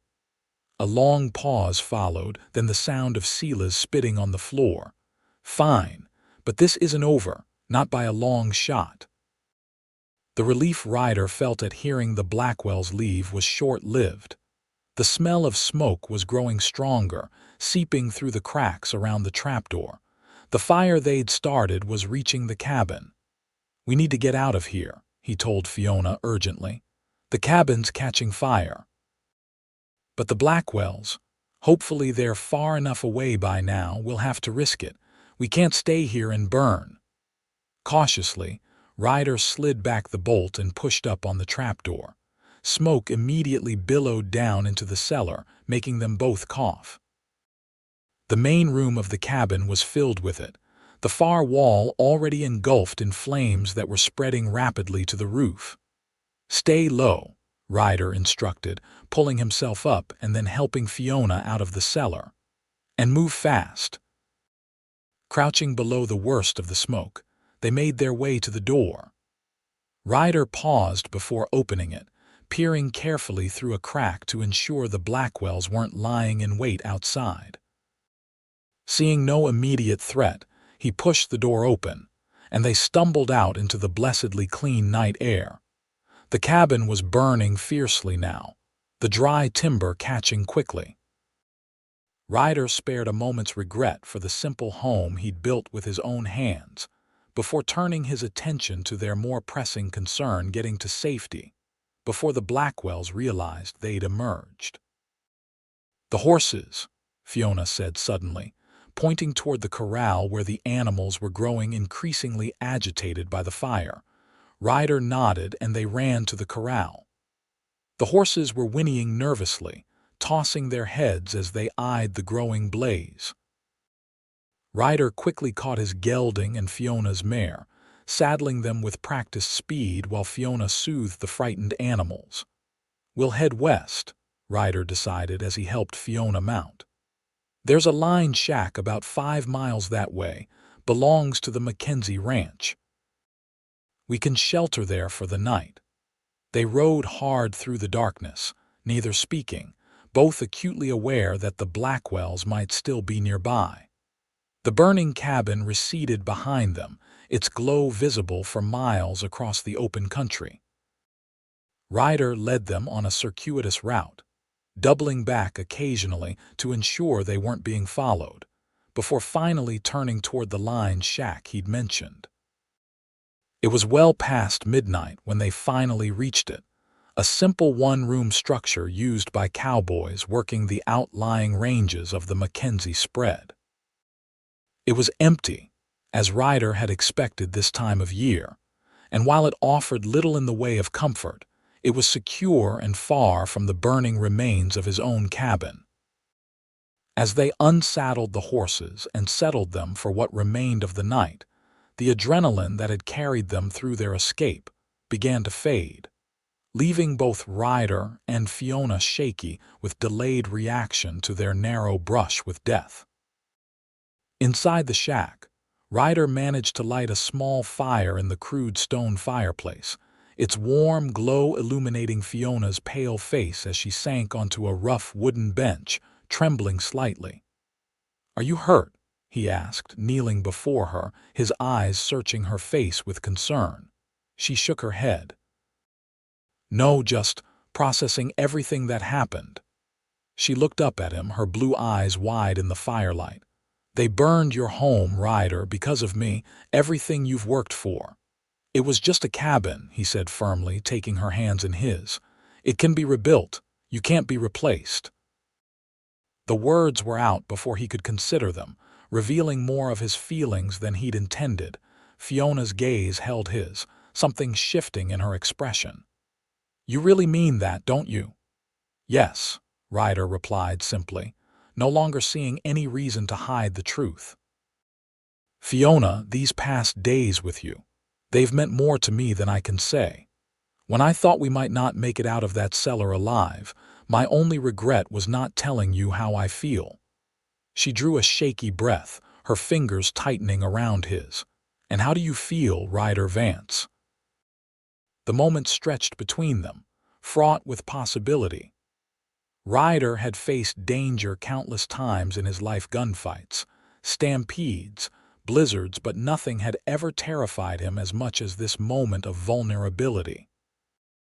"I'm falling in love with you," he finally said, his voice low and steady despite the pounding of his heart. "I know it's too soon, and I know there are 100 reasons why it's impractical, but—" Fiona cut him off, pressing her fingers gently against his lips. "It's not too soon," she whispered. "Not when you feel like home to me already." The simple declaration undid him completely. With a soft groan, Ryder closed the distance between them, his lips finding hers in a kiss that began tentatively but quickly deepened as Fiona's arms wound around his neck, drawing him closer. When they finally broke apart, both breathless, Ryder rested his forehead against hers. "I'll keep you safe," he promised. "And when this is over, when the Blackwells are no longer a threat, I want to build a life with you, Fiona, if you'll have me." Her smile was radiant in the firelight. "I can't imagine anything I want more." They spent the remainder of the night in the line shack, talking softly of dreams and plans, stealing kisses, and finding comfort in each other's presence, despite the danger still lurking beyond the walls. As dawn approached, they reluctantly prepared to return to Pinyon, knowing that the sheriff would be concerned by their failure to appear. "What will we tell everyone?" Fiona asked as they saddled the horses, the eastern sky beginning to lighten with the first hints of sunrise. "About us, I mean." Ryder considered this as he tightened the cinch on his saddle. "The truth, I suppose, that we care for each other and intend to court properly once the current situation is resolved." He glanced at her. "Unless you'd prefer discretion for now," Fiona shook her head decisively. "No more hiding, not about this.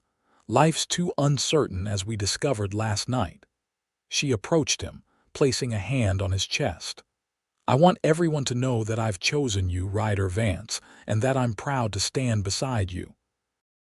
Her declaration warmed him through, chasing away the chill of the early morning air. He bent to kiss her once more, marveling at the fact that he could do so freely now. "Then let's go face the world together," he said when they parted. "Starting with Sheriff Donovan, who's probably got half the territory searching for us by now." They rode into Pinyon as the town was coming to life, shopkeepers opening their doors, miners heading to the early shift at the Silver Crescent. The sheriff's office was a hive of activity, with several horses hitched outside and men in conversation on the porch.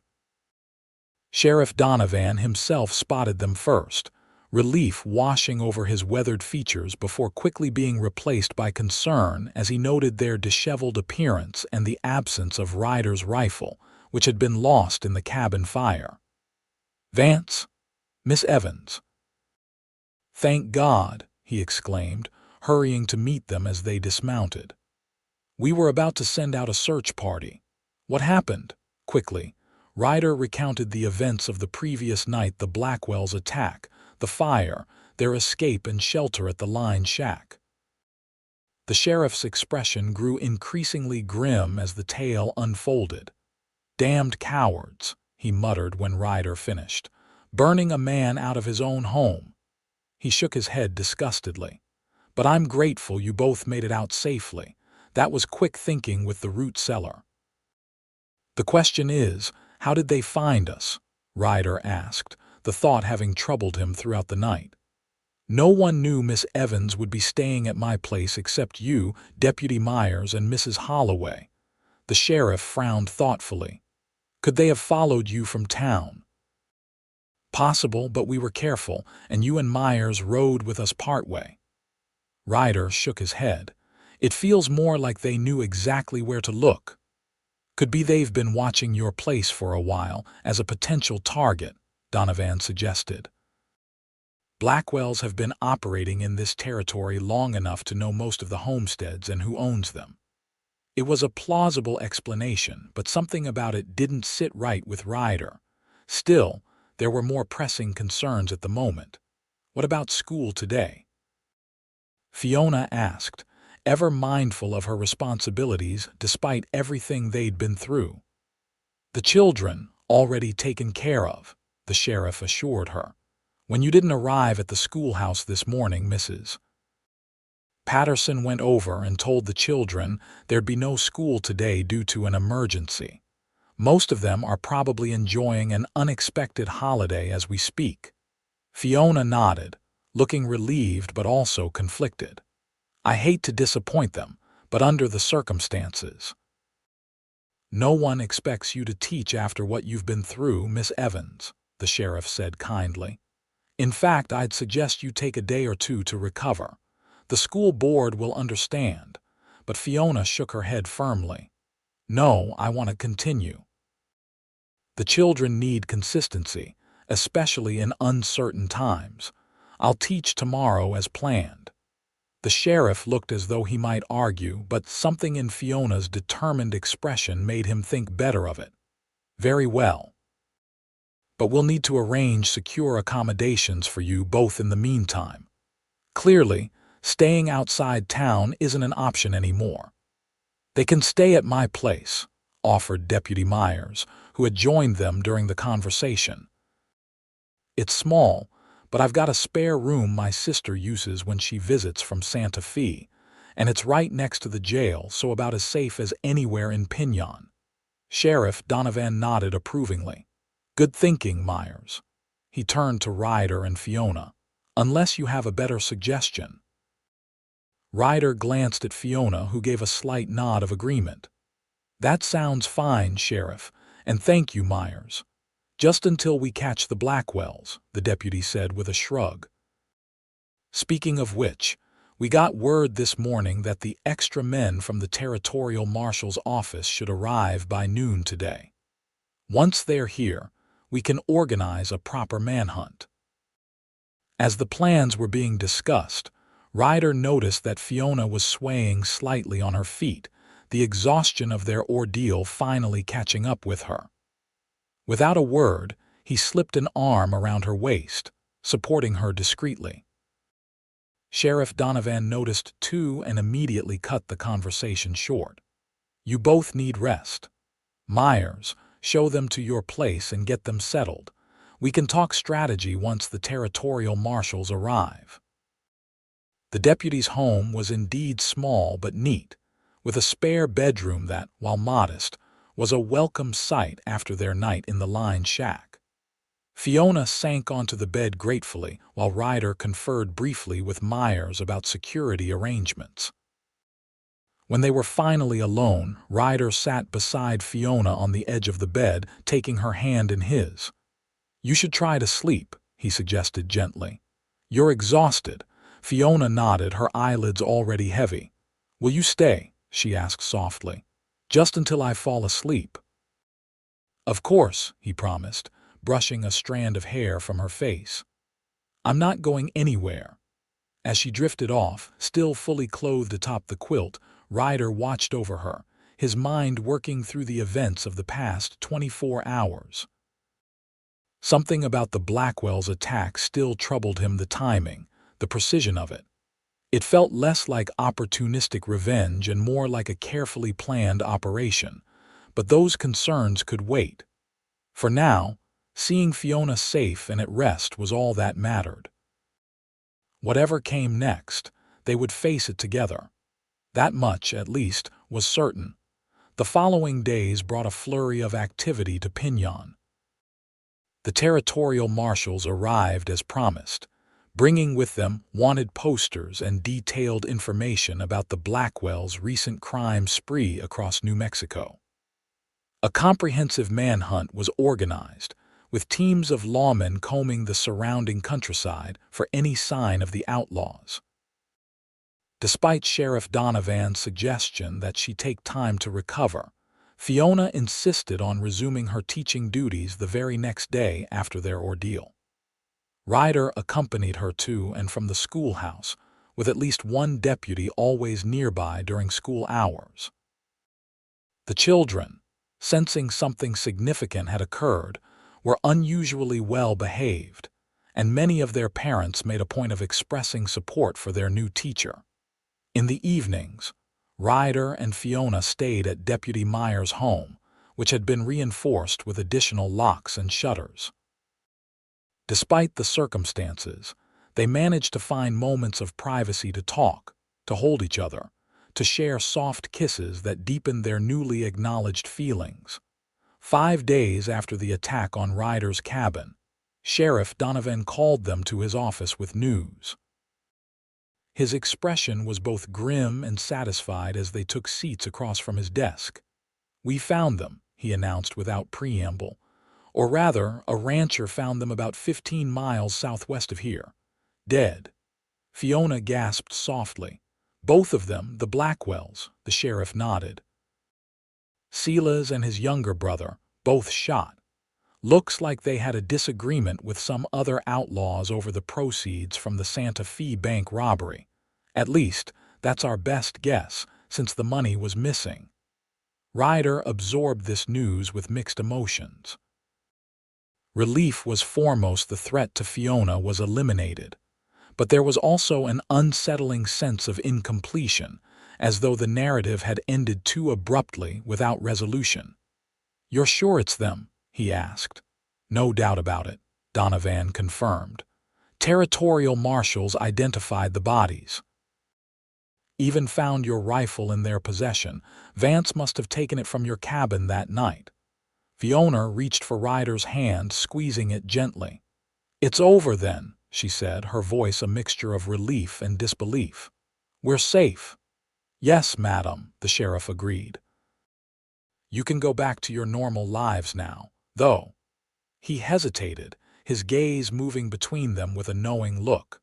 "I understand things might be a bit different than before." News of their relationship had spread quickly through Pinyon, as was inevitable in a small town. Most reactions had been supportive. Mrs. Holloway had practically beamed when Fiona explained the development.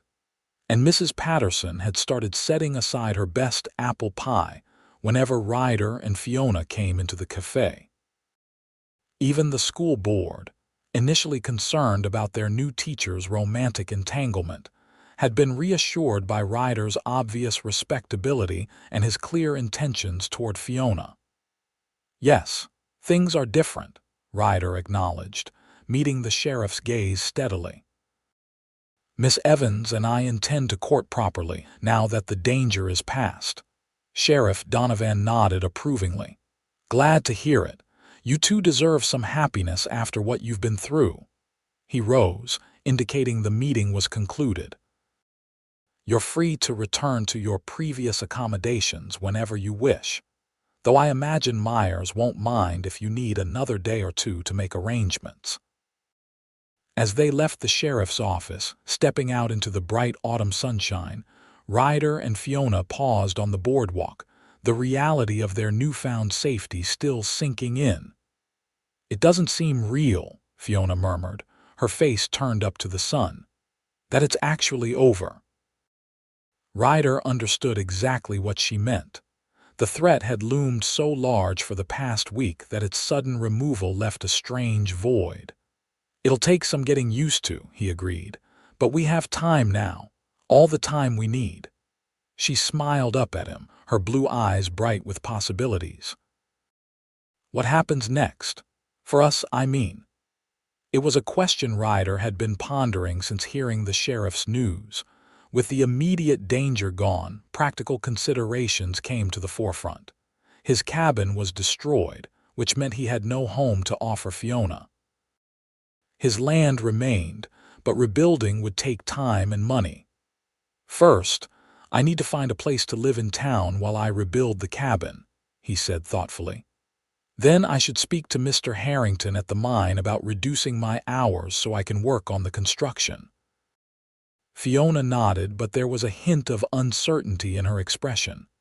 "And us, our courtship," Ryder's features softened as he gazed down at her. "That's the easy part," he assured her, taking her hand. "I'll call on you properly at Mrs. Holloway's. We'll take walks, have dinner at the hotel restaurant, attend church together on Sundays." He smiled. "All the things normal couples do when they're not hiding from outlaws."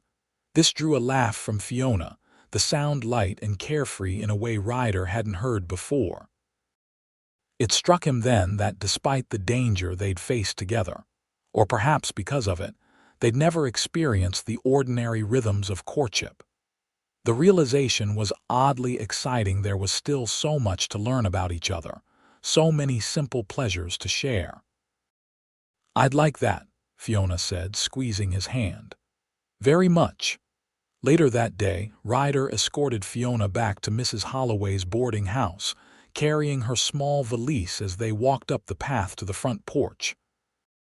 There was a bittersweet quality to their farewell, the first time they'd been parted since the attack on the cabin, tempered by the promise of seeing each other the following morning.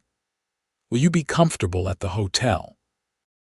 Fiona asked as they lingered on the porch, reluctant to part despite the propriety demanded by their return to town living. Ryder nodded. "It's just temporary. I've already spoken to Jack Miller about helping me rebuild the cabin, bigger and better this time. He grinned. With proper glass windows and maybe even a second bedroom.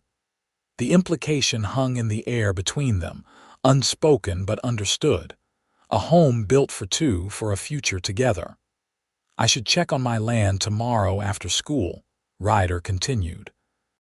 See what can be salvaged, start planning the new construction. Would you like to come with me? Fiona's face lit up at the invitation.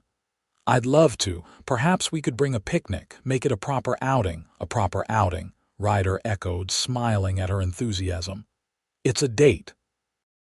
He bent to kiss her cheek, mindful of Mrs. Holloway potentially watching through the lace curtains, then stepped back.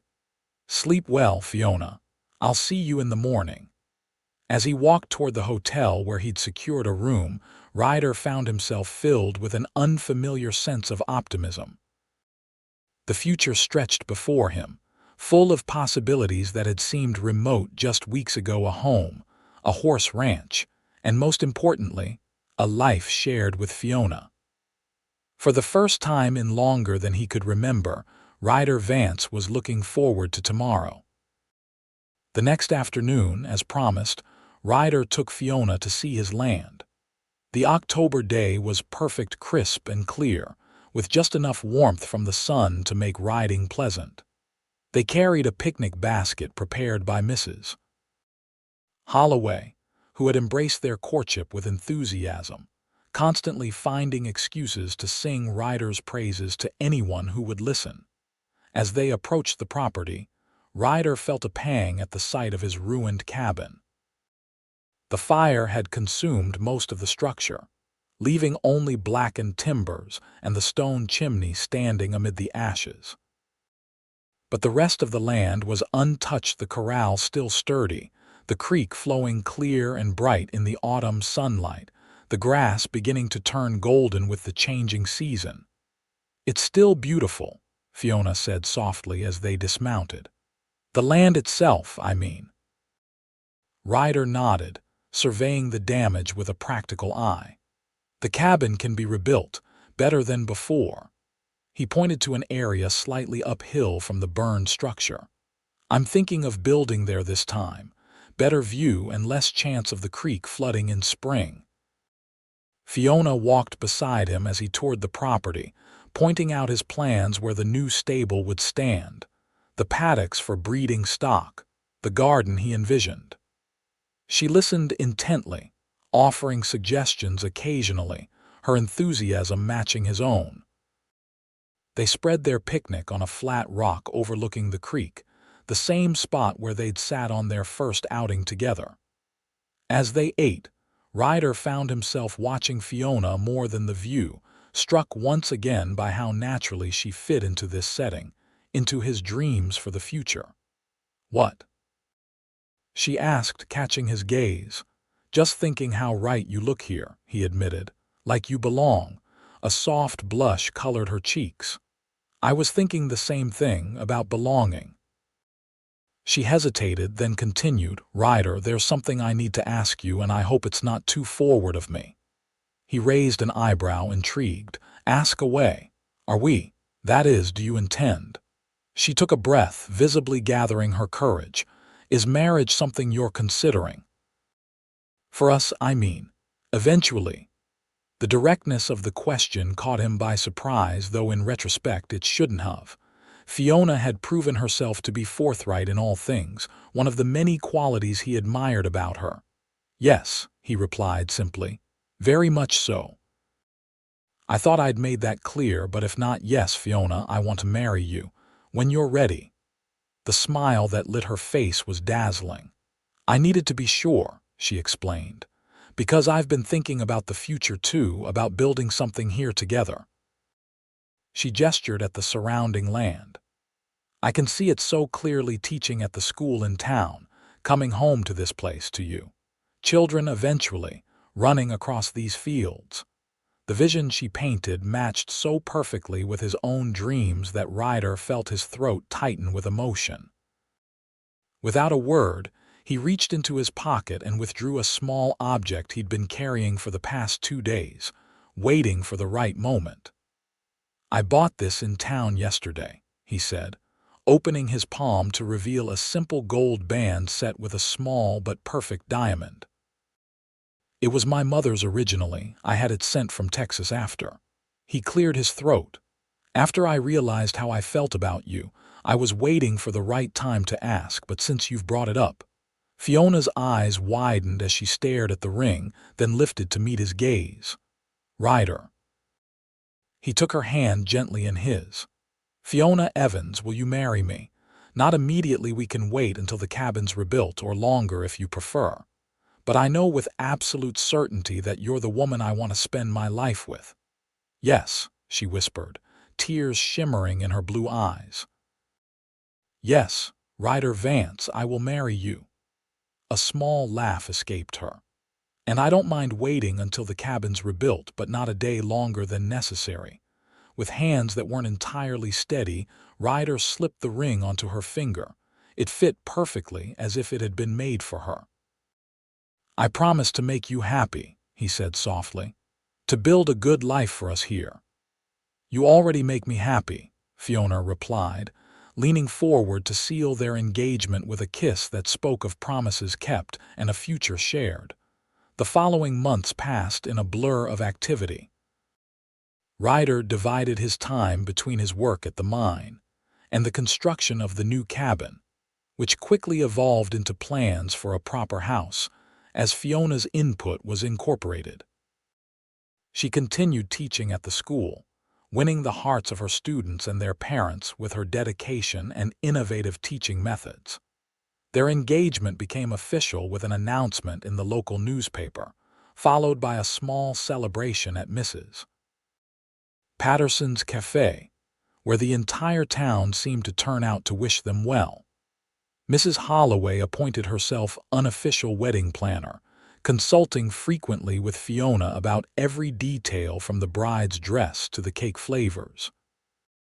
By the time spring arrived in 1879, the new house was taking shape on Ryder's land, a sturdy two-bedroom structure with a wide porch facing the creek, large windows to let in light, and a spacious kitchen that Fiona had specifically requested. The stable was nearly complete as well, ready for the breeding stock Ryder had begun to acquire with the proceeds from selling his share in a small silver claim. Their wedding was set for June, after the school term ended, allowing Fiona to fulfill her teaching obligations before beginning her new life as Mrs. Vance. As the day approached, preparations intensified, with seemingly the entire town involved in ensuring the event would be memorable. On a warm evening in late May, Ryder and Fiona sat on the porch of the nearly completed house, watching the sunset paint the western sky in shades of gold and crimson. In just 2 weeks, this would be their home, their life together officially begun. "Can you believe how far we've come in less than a year?" Fiona mused, her head resting on Ryder's shoulder. "From a chance encounter on a dusty street to this." Ryder's arm tightened around her. "Sometimes I think about what might have happened if I hadn't been at the livery stable that day, if I hadn't seen the Blackwells dragging you to that horse." "But you were there," Fiona said softly. "You saw, and you acted, and everything good in our lives now grew from that moment." It was true, Ryder reflected. That split-second decision to intervene had changed the course of both their lives irrevocably.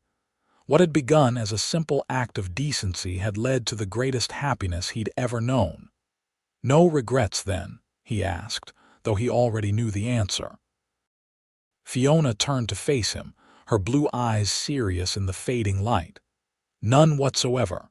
Every step of our journey, even the dangerous parts, led us here." "How could I regret that?" Ryder leaned down to kiss her, marveling as always at the depth of feeling this woman stirred in him. 2 weeks, he murmured against her lips. 2 weeks until you're officially Mrs. Vance." "I can hardly wait," Fiona replied with a smile that promised a lifetime of happiness to come.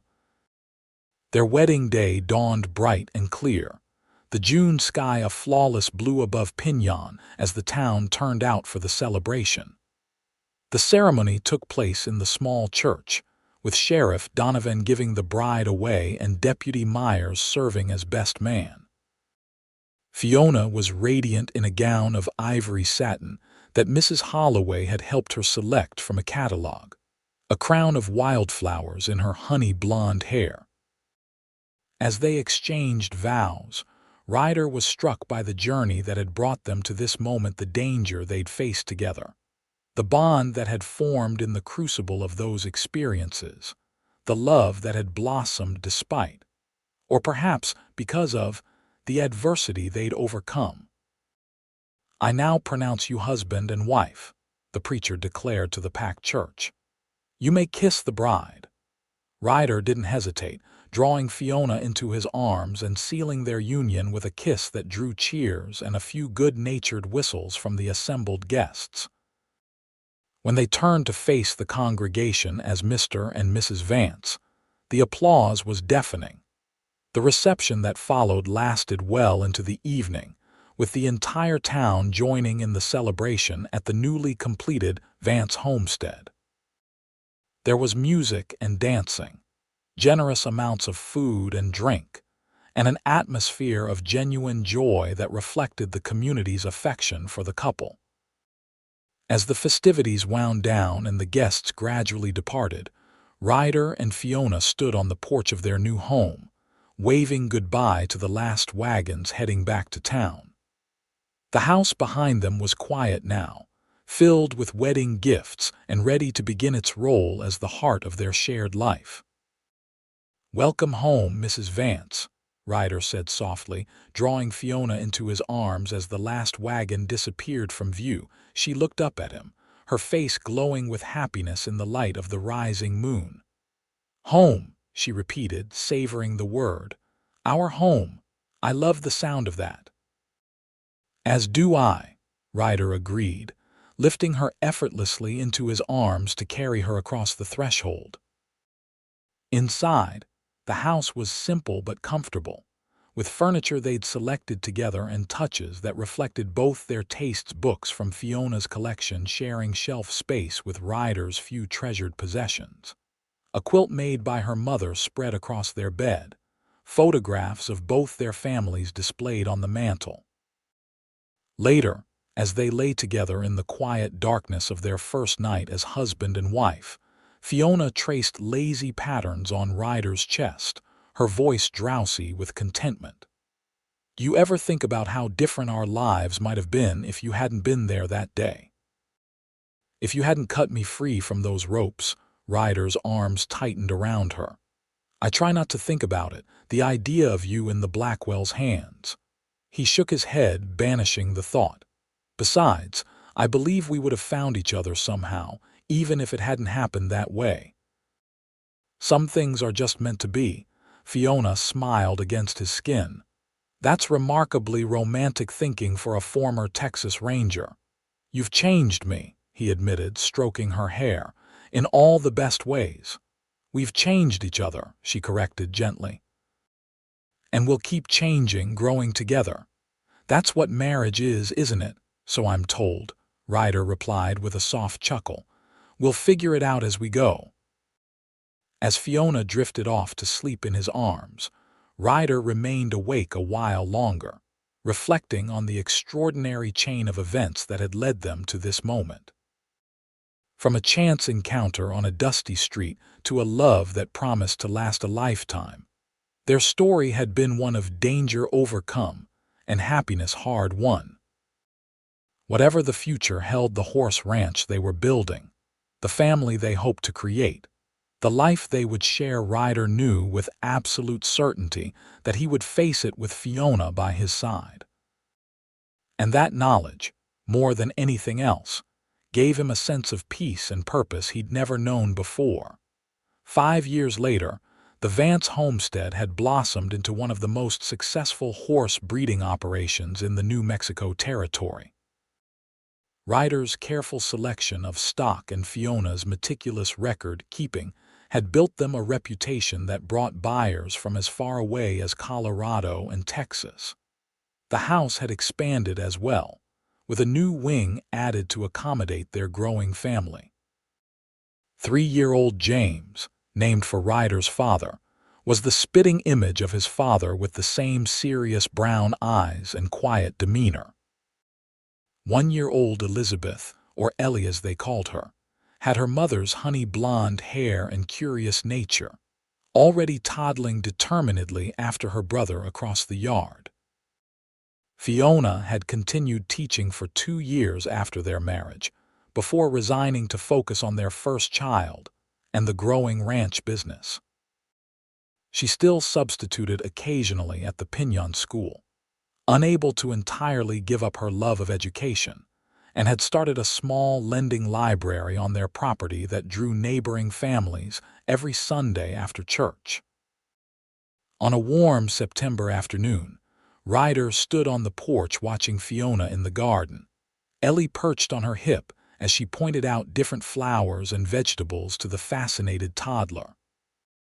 James was helping Ryder's ranch hand, Miguel, feed the horses in the nearby corral, his small face serious as he carefully counted out scoops of grain. The scene filled Ryder with a contentment so profound, it was almost overwhelming. This was the life he'd dreamed of but never truly believed he'd have: a loving wife, healthy children, work that fulfilled him, a home that was truly his own. "Papa," James called, spotting him on the porch. "Come see, Rusty did a trick." Ryder smiled and stepped down to join his son. The old gelding, now in comfortable retirement, still had a few surprises left apparently. As James demonstrated how he'd taught the elderly horse to bow its head for a carrot, Ryder felt Fiona's presence beside him, her arm slipping around his waist. "He's got your way with horses," she observed, leaning against him as Ellie reached out to be transferred to her father's arms. "And your patience. God help us if he inherits my stubbornness too," Ryder replied with a grin, settling their daughter comfortably against his chest. Fiona laughed. "Too late. Have you tried getting him to bed lately? Stubborn as a mule, just like his father." Their easy banter was interrupted by the sound of an approaching wagon.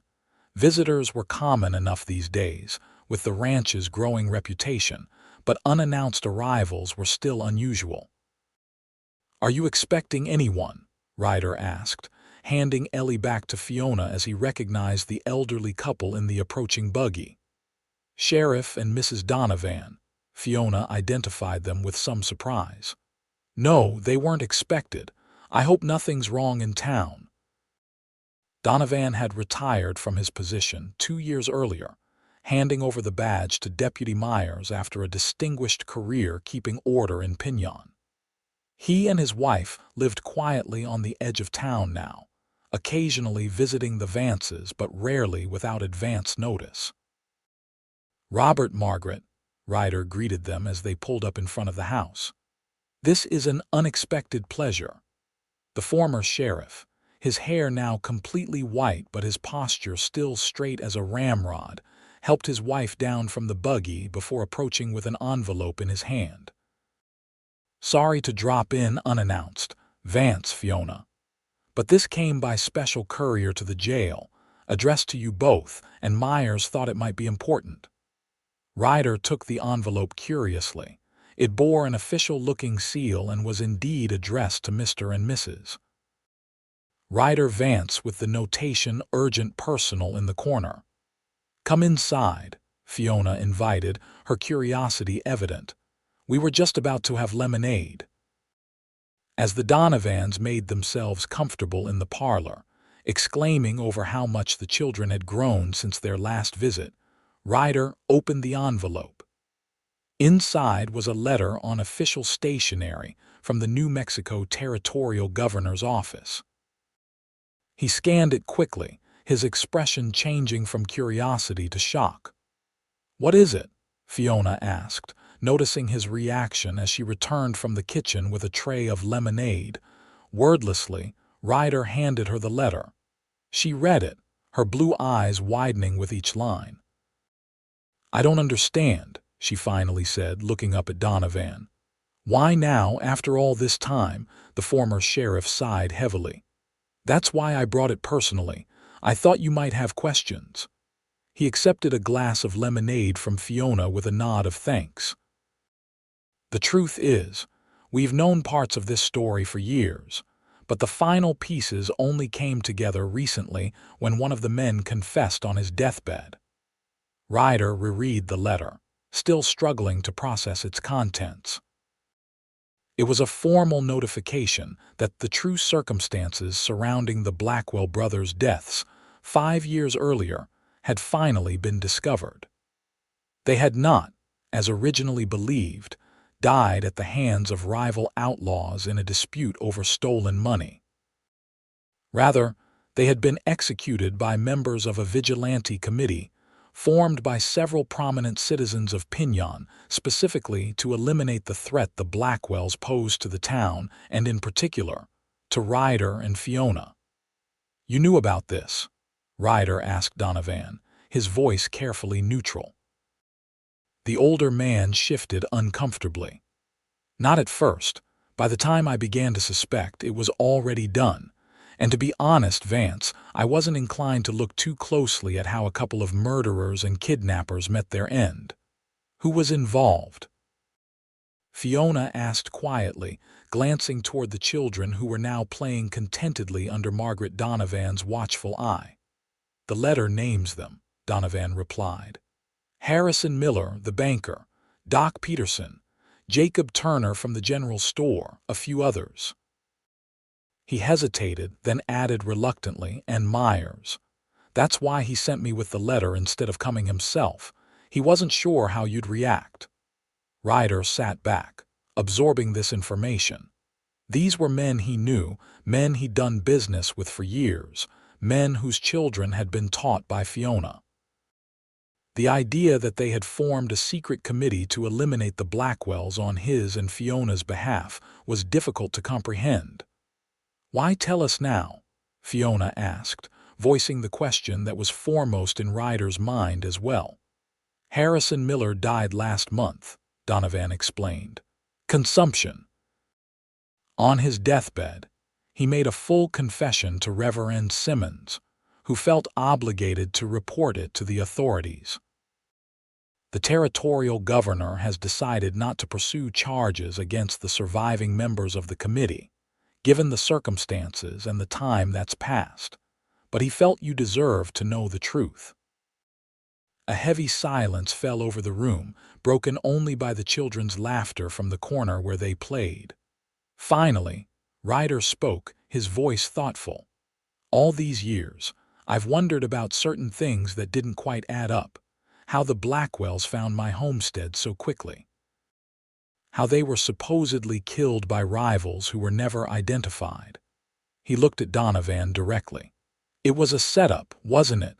The committee leaked information about Fiona staying at my cabin to draw the Blackwells out. The former sheriff nodded slowly. That's my understanding. They knew the Blackwells would come after you both, so they created an opportunity. Then followed and took care of the problem. They put us in danger deliberately, Fiona asked, a hint of anger in her voice. We could have died in that fire. I don't think they anticipated the fire, Donovan replied.